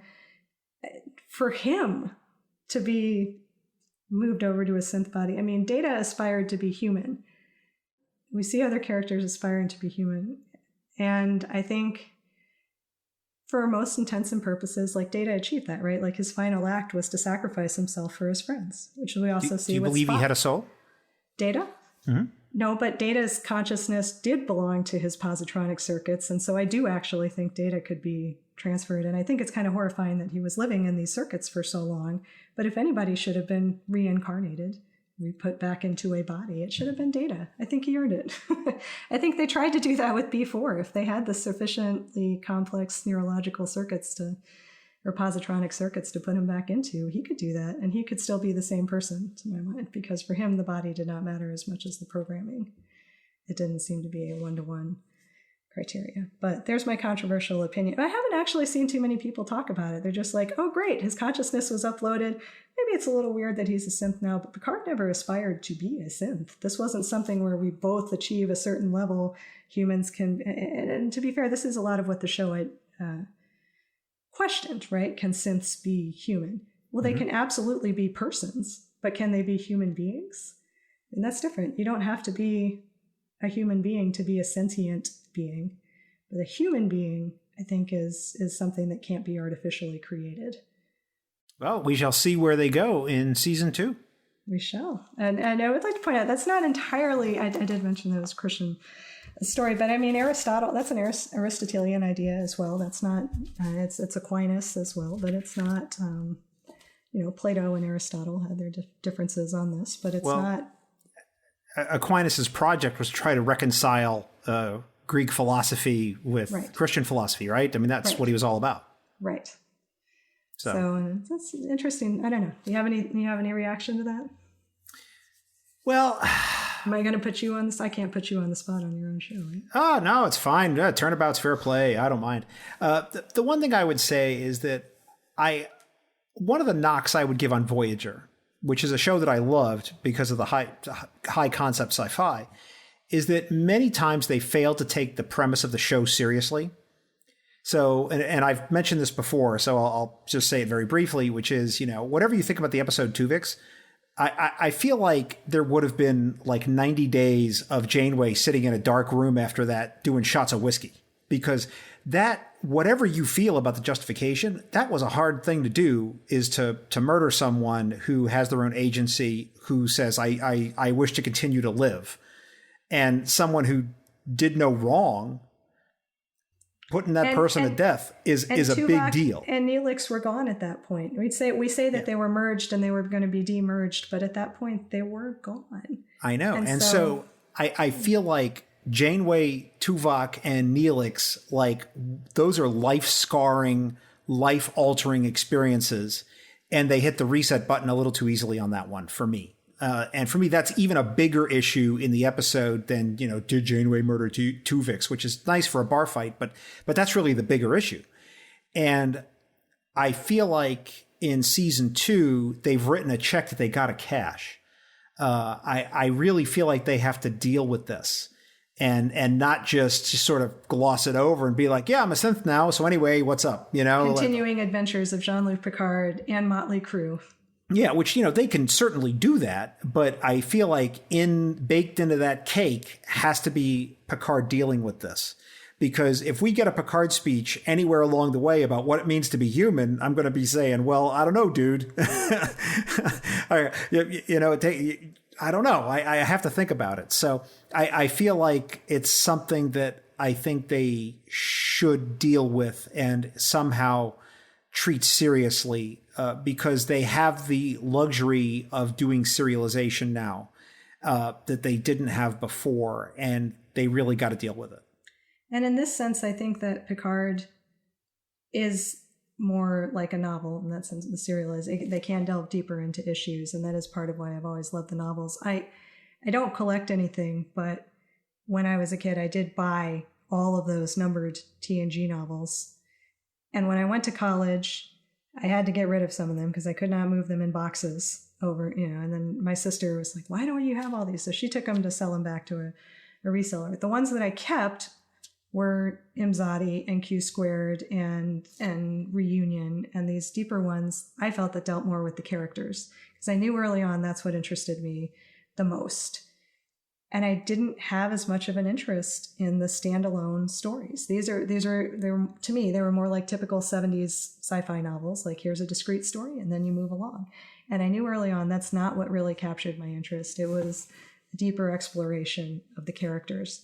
I actually stopped reading the Star Trek novels for a long time in the 90s when I went to high school and college because Star Wars was doing long extended story arcs over multiple books. And that's what I wanted. I wanted them to have kids. I wanted the kids to grow up. I wanted to see what that looked like 20 years down the line.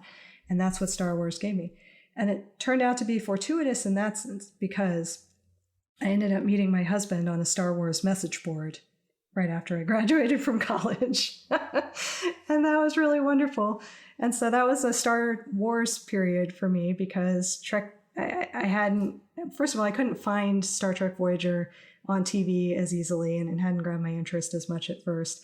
I was interested in Enterprise, but just jumping around, I think you said you were in the Navy for some of these things. For me, it's like jumping around to, I didn't have cable, I'm going back and forth in college and law school and everything else. And so I didn't have time to track down like when a given episode was going to be airing.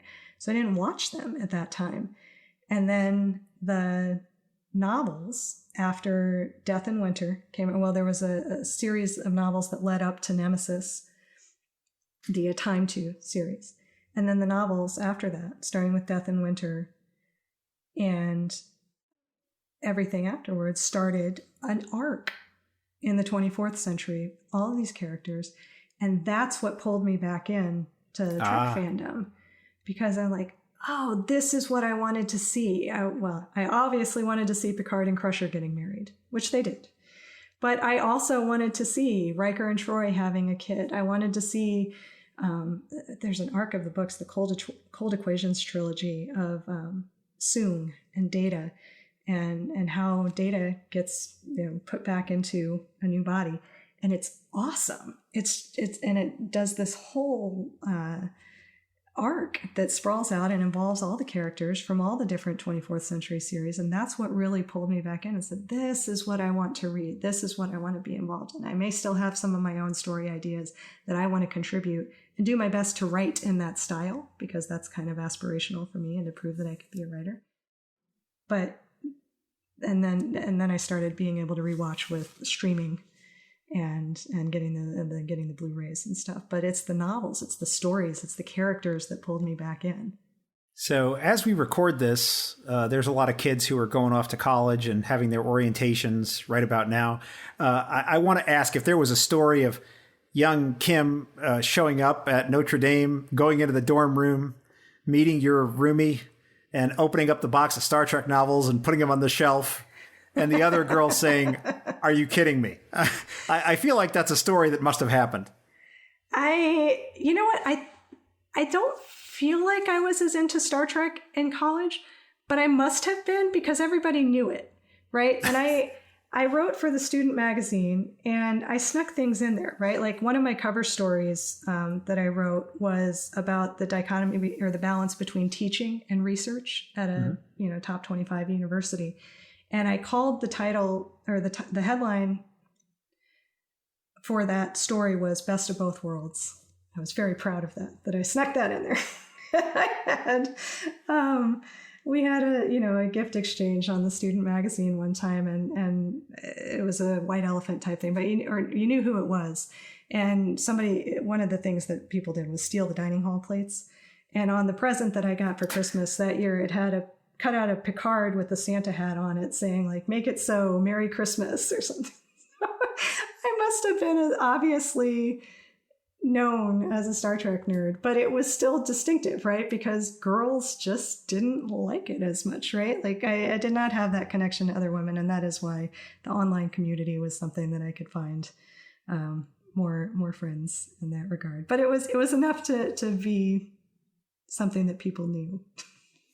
Well, I'll tell you, I mean, I certainly have tried as much as I can on my show to showcase many of the wonderful women Star Trek fans. And it's really... I wish I had known some of your guests. I know there's a couple I'm the same age, and I'm like, oh, I wish I had known that I could talk to other people like me out there. I really just want to fire phasers on people who tell me, oh, it's 100% dudes in their basements, and I was like, that is not the case. Not to say that it's all women. It's certainly not. And it's certainly a preponderance of guys. I get that. But sure, there are many women Star Trek fans out there. And I just, they have wonderful stories to tell. And I'm always glad to showcase them on the show. And that's why I was glad to get you on the show to talk to you about this stuff.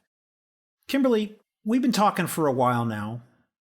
You've made a couple references as we've been talking to the fact that you have a picture of Thomas More on your desk, who is a saint, a martyr, in fact. For people who don't know this, your Twitter handle is a reference to the fact that you went to Notre Dame. In fact, there's a picture behind you as we record this on the video, which the audience can't see, of Notre Dame. You've got it in your Twitter bio that you're a Catholic, so you're obviously a person of great faith. I've had on this show people who have told me explicitly that the message of Star Trek is secular humanism and that religion should be abolished and is something that should be swept aside. How do you reconcile being a person of faith and being a Star Trek fan? Because I'll tell you, I think that in the writings of Gene, he was very clear that he was on that secular humanism side. I mean, that is very much part of his point of view. And that's infused a lot of Star Trek, including TNG and even stuff that came later.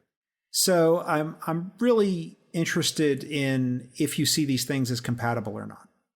There are times when I don't. I think there are some episodes that are so clearly coming down on the secular side of things. It's not just secular, it's anti-religious. I do, as much as I do kind of like Who Watches the Watchers, I don't like Picard's line of that nonsense is centuries behind us, as if it's something to grow beyond, because I don't believe that. Star Trek, in most of the stories that I love, the reason that it's been a huge part of my life for so long is that it is about what it means to be human, what it means to be the best versions of ourselves. We explore that through Kirk and Spock and the friendship that they have through Picard and Data, or Geordi and Data, through the Doctor in Seven of Nine with Janeway as a specific mentor to them, to Paul. We have so many examples of this, and I almost feel that the question of what makes us human, what does it mean to be human, what does it mean to be the best versions of ourselves, is absolutely 100% compatible with faith to me. And there are deeper truths that are grasped in this exploration, maybe contrary to what Gene certainly himself would have said, and to many of the characters as well, that actually, maybe in spite of themselves, in spite of the story that they think that they're telling, grasp at deeper truths that I absolutely believe as a person of faith. And so I can not overlook that, but absorb that as like, this is part of a quest that maybe these characters don't even realize what they're saying sometimes, but I can recognize the truth in that. And I think anything that is true is good. And well, not everything is true, but like truth is a good in general. And so when you glimpse through this type of storytelling, which is like Shakespeare, I don't know that I really sufficiently said this as well, but the biggest thing that has pulled me in with Shakespeare is that Shakespeare endures because these are deep truths about humanity and human nature. And Star Trek points toward that too. It's a modern way of telling stories about humanity and human nature and what does it mean to be human. It's very referential to Shakespeare, and that's something that connects the two of them for me, the deep themes that come through. So Deep Space Nine probably dealt with that the best in terms of a faith. I don't believe.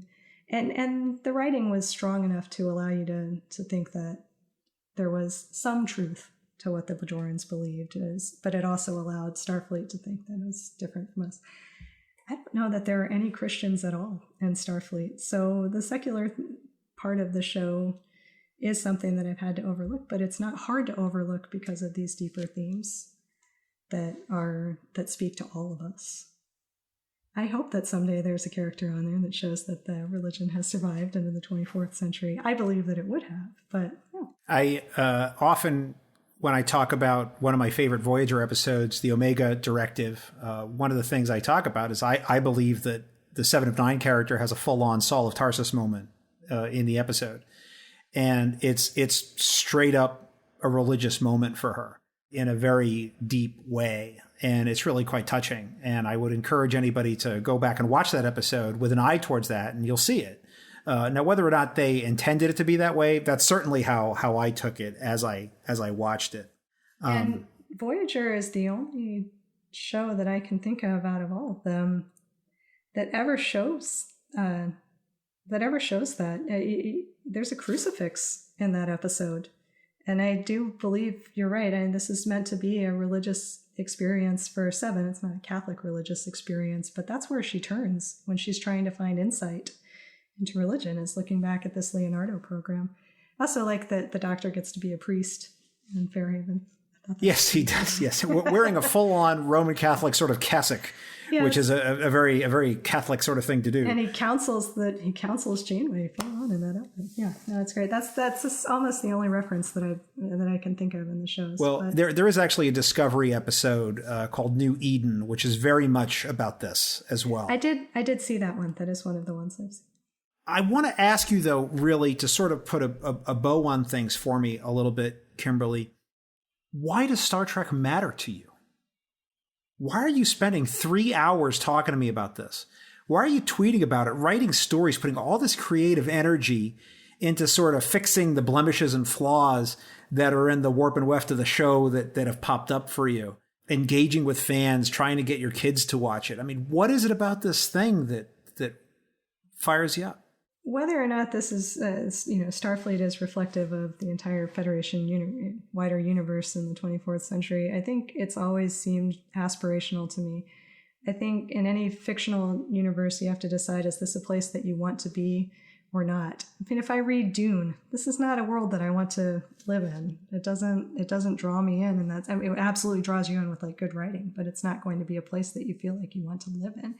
Star Trek is full of really great characters, and those characters have just resonated with me since I was a kid, fired my imagination, and shown me something to aspire to. And I love Admiral Blackwell's comment when Picard says, I'm a role model, and she says, I'm sure you are.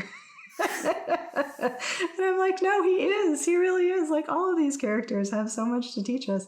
This is a world that just seems so interesting to me, and it's a place to tell, and it's a place to tell stories about what it means to be human. And I think if we're exploring, that's part of human nature. That's part of what is the best about us, is that we aspire to be more than we are. I think that's said pretty explicitly in Star Trek and many times. And to better ourselves, to learn more, to understand the human condition. This is a way of exploring that for me. And because there's so many facets to it, and because I like these characters and this is a place that I want to be, I like spending time in it. I like reading the novels, I like watching the shows, and I enjoy revisiting it because it's just captured my imagination and made me want to learn more. And because it's led to other interests, because it's led me to read Shakespeare and stuff, I feel like it's helped me on that project of growing as an individual, as a human being. Well, I've enjoyed our conversation, Kimberly, but I have to tell you that the M5 is signaling me that it is now time for the Kobayashi Maru. The Kobayashi Maru is a challenging and difficult test, cunningly prepared by the M5. Should you not only survive the test, but pass it as well, the M5 will award you an honorary Star Trek title. Are you ready to face the Kobayashi Maru, Kimberly Lawler? I am. M5, load the Kobayashi Maru simulator and prepare to record Kimberly's responses. Working. Simulation loaded and ready for use. Question 1. Worst syndrome, Bandai or Kalanora?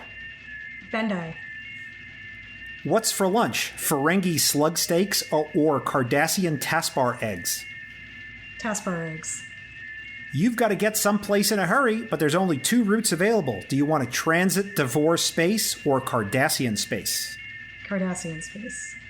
If you were in the episode Attached, to whom would you be attached? JLP or Bev Crusher?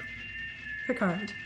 And finally, just for you, Kimberly, 4-shift duty rotation or 3? 3-shift. 3-shift duty rotation it is. Simulation complete. M5, please compute the results and tell us if our guest has passed the Kobayashi Maru. Analyzing results. You didn't pick the 4-shift duty rotation? After all that I said, I really like Jellicoe. I think that the 4-shift did not make as much sense. I'm stunned. I'm stunned. 8 hours on, 8 hours relaxation, 8 hours sleep. Wow, I'm knocked out. I thought for sure it was going to be 4-shift duty rotation on that one. That's amazing. Well, you do what the captain says. But yeah. That is true. That is true. A lesson that Riker did not learn in the episode, but hopefully he figured that out by the time he got to the Titan. Kimberly, I am pleased to tell you that the M5 has calculated that you have passed the Kobayashi Maru simulation. Congratulations. Thank you. And now, the M5, who has analyzed your answers, will award you an honorary Star Trek title on behalf of our podcast. M5, what title shall we award our guest? Kimberly Lawler is awarded the title of Consul General for the Federation Diplomatic Corps. So there you go. Outstanding. Thank you. Kimberly, please tell people how they can get in touch with you if they want to continue the conversation. I am on Twitter at CallieND3. And generally, that's where you can find me online. A few Facebook groups for different podcasts as well, like the Babel Conference. Kimberly, thank you so much for being a part of Trek Profiles. Thank you very much, John. It was a pleasure to be here.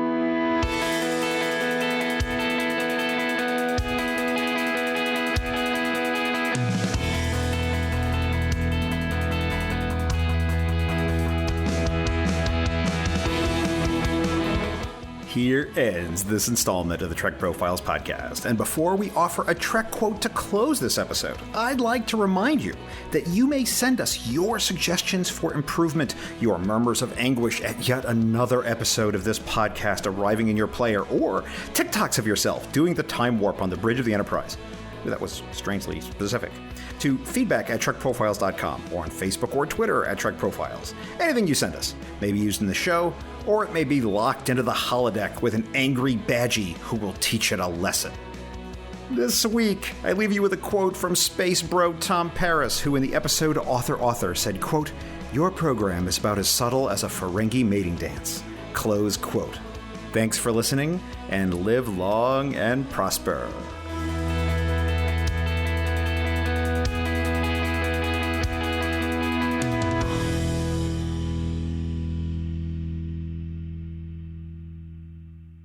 This handcrafted podcast is brought to you by Stars and Sky Media Lab. It's cosmic.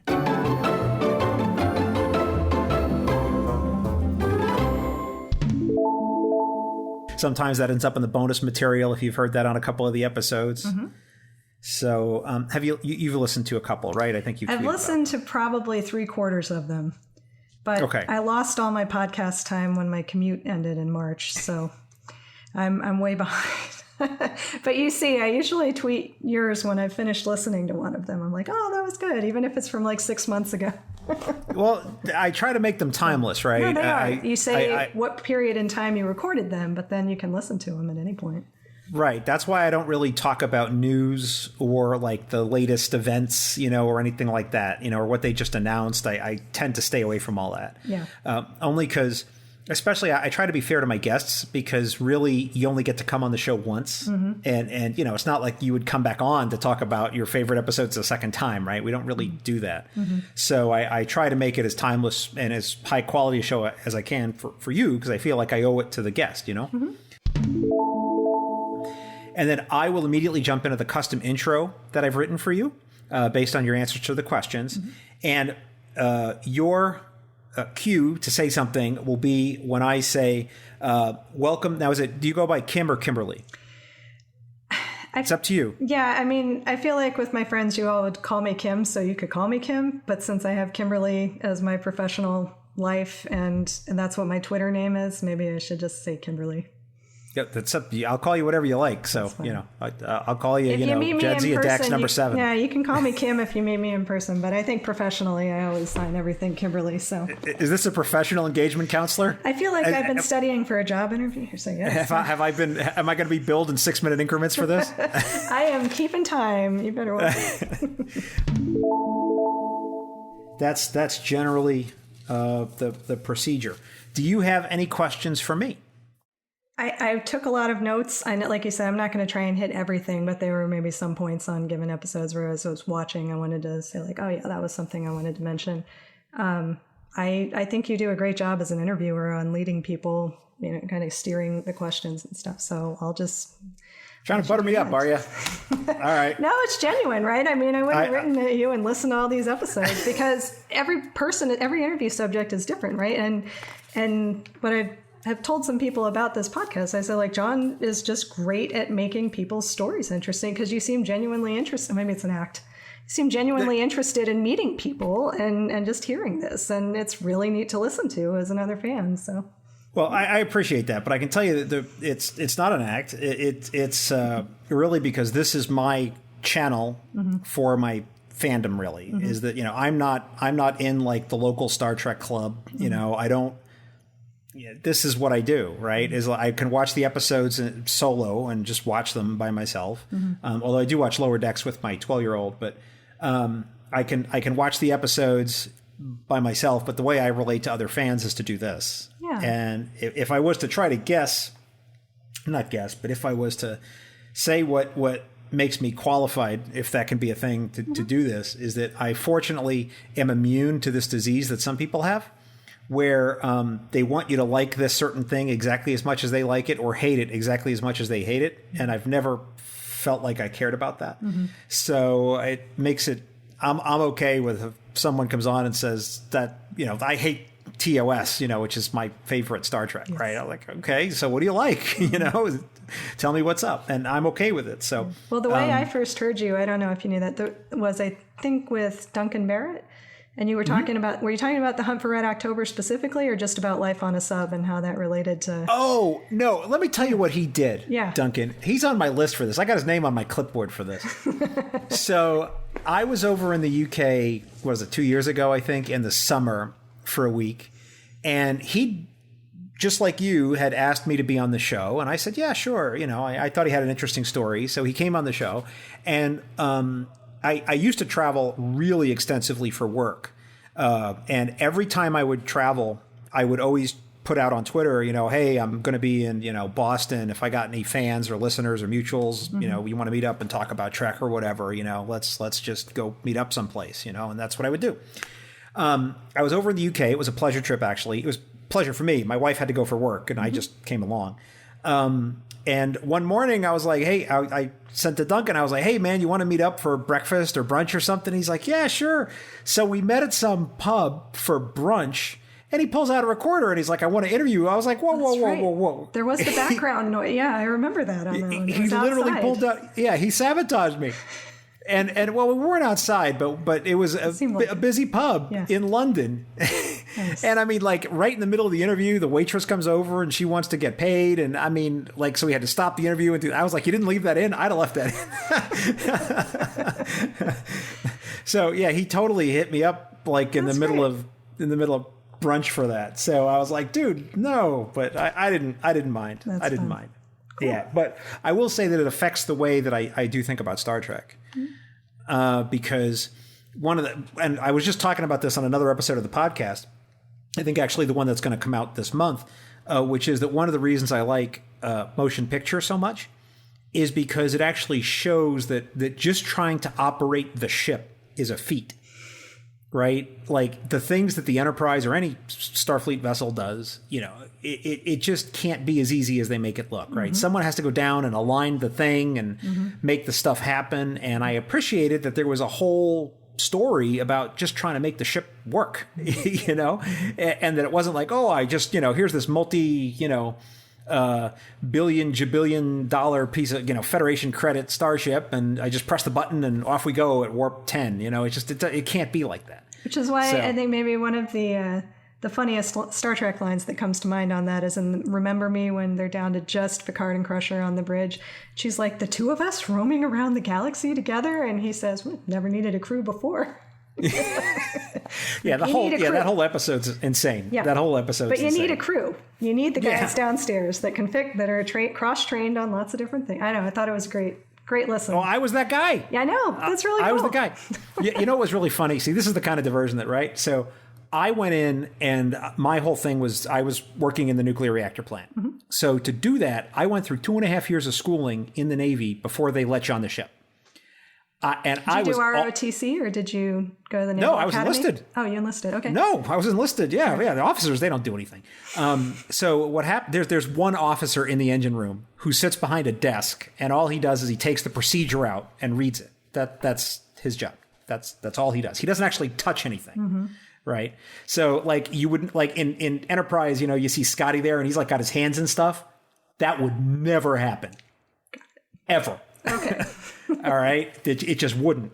And it's not even because he wouldn't be competent, but it's because there's some enlisted person or some lower level person whose job it is to fix that piece of equipment. Mm-hmm. And if the engineer breaks it, it's not going to be his fault. It's going to be the fault of whoever that guy is who's supposed to be fixing it. So you're doing nothing but causing problems, even if you try to pitch in and help. Got it. So yeah, it's not a good thing. Don't sit down at con and start piloting the ship if you're not the ship's pilot. See, that stuff always irks me when like, oh, this is like the really risky time to fly the ship. I better go do it because I'm the captain. You know what? How many hours have you logged in the last, 90 days? Yeah. Right? I mean, I'm also a pilot and I know like even if you have 10,000 hours as a pilot, right? You do not just get inside a plane and without being current, right? It's the recency. Yeah. Yeah. You have to be recent. You have to have all of your checks done. I mean, and even then, you're not going to be as good as you are if you're the person who's flying, 8 hours every day. It's just you're not. And that just irks me. But anyway, there's all kinds of things I could get irked about. Anyway, there was a point to this story. Yeah, no, that's fantastic. And not to divert for a second, but sure. My wife has this idea that when she gives me a gift, it's because it's something that she thinks I should have. Right. Or like for instance, for our anniversary every year, there's a theme every year, like the first year is paper and, are you familiar with these things? I am. I'm terrible about noting or remembering those things. Yeah, but whatever they are, you know that there's this list, right? Like you can look up like what's the theme for the 8th year. Yes. Well, every year, the thing that I get for my anniversary from my wife is in the theme of the year. And I remember our first anniversary, she was explaining this to me and I was like, yeah, I'm not doing that. I appreciate that she does it, and so like whatever year bronze was, I got a bronze sculpture. That was nice, but that's not for me. But she likes it. I appreciate her for that. Yeah, on our 12th anniversary, my husband gave me a tea tin that has the LCARS display on it, and I just loved it. It was wonderful. Oh, that's great. Yeah. And I'm actually reminded, I know some listeners out there are getting ready to shoot me because they know what I'm going to say next, which is, by point of comparison, if you look at a show like Babylon 5, which I don't know if you've seen it or not, but it does take place in the future, and there are human telepaths. And without giving away anything in the story, it gives a very, very, in my opinion, realistic point of view about what that would actually be like and what would happen and how we would deal with it as a society. Be like fear and revulsion, or? No, well, I mean, if you have people who, because it's not everybody is a telepath, right? So if you have people who are walking around, 90% of whom are normal, 10% have telepathy, society would have to change in very profound ways. If someone can just walk around and read your stray thoughts, what would the criminal justice system look like in that particular circumstance? How could you have a secret password on a file in that case? You couldn't, right? Because someone could just reach into your mind and pluck it out. So what happens is they actually form an organization called Psy-Corps, and all children are tested for telepathy. And if you are even the most slightest, like I barely can like tell someone is feeling sad, like if I'm looking right at them and study them for 10 minutes, that's telepathy. Like, you have to go into the Psi Corps. And they have very strict rules, and they're scanned by higher level telepaths to make sure they're following the rules. And they have a living, like, there's commercial telepaths. Like, if you're a business person in a negotiation, you can hire a commercial telepath to sit in on your negotiation to make sure that, the other person is not telling you lies. Like, oh yeah, we can deliver. Well, they can't really deliver, and they'll tell you, but he doesn't think he can actually do it, sir. But they'll know, like, oh, I'm, John, I'm commercial telepath rated P5. My job in this negotiation will only be to verify the accuracy of your statements. I will not be reading deeper into your thoughts unless you try to resist. And if you choose not to participate in the negotiations, then I won't scan you. So you have the choice, but this person hired me. So like there's like a very strict set of rules around it. Not saying that they needed that in the Federation, but I feel like it was the right kind of ethical dilemma that I think would have been ripe for a Star Trek episode that they never quite got to. And I wish I would have seen that. I guess we did see the one scene too where Troy threatened to use her telepathy against, I don't remember, was it Inside Man? The later episode on Voyager with Barclay. Right. Yeah. And that was kind of frightening that Troy was threatening to do that, because that's not a side of her we had seen. And so that maybe does imply that ethics are you're not supposed to read people's minds without their consent. Yeah, it seems like the kind of thing that there could be like a debate about it. Yeah. And I kind of wanted that because I always feel like that's a really good Star Trek thing, is to take some ethical dilemma and to try to give you just enough to kind of have a bar fight over it. And I feel like that's always a really good thing. So it's a topic that's always been on my, gosh, I'd really want them to do this, at someday kind of thing. Again, I'm not trying to rewrite any of the episodes, but it's just something that I always feel like I wanted to see more of. But well, thank you. And I can I ask this off the record? You don't have to put this in there. Did you? No, like you can ask whatever you want. At all? I have to get. Did you like my stories at all? Did you feel like they were in character? Because that was my. Oh no, I thought they were great. I thought they really were good. Although I will say, when you emailed me and you're like, please read all my fanfics, I was like, oh god, I don't know what this is going to be. And I know, that's why I felt like I had to make the disclaimers. I'm like, because I'm not trying to send you like XXX stuff, because I know. And again, more power to everybody else that wants to write that and have fun with it and stuff. But I wasn't going to ask you to read that. No, I read your entire oeuvre that you sent me. All the stories that you sent, I read, and we talked about them. Yeah. On the show. I specifically asked you about some details, so I read it. I truly appreciate you reading them. I just didn't want you to say like, and I'm glad that's over.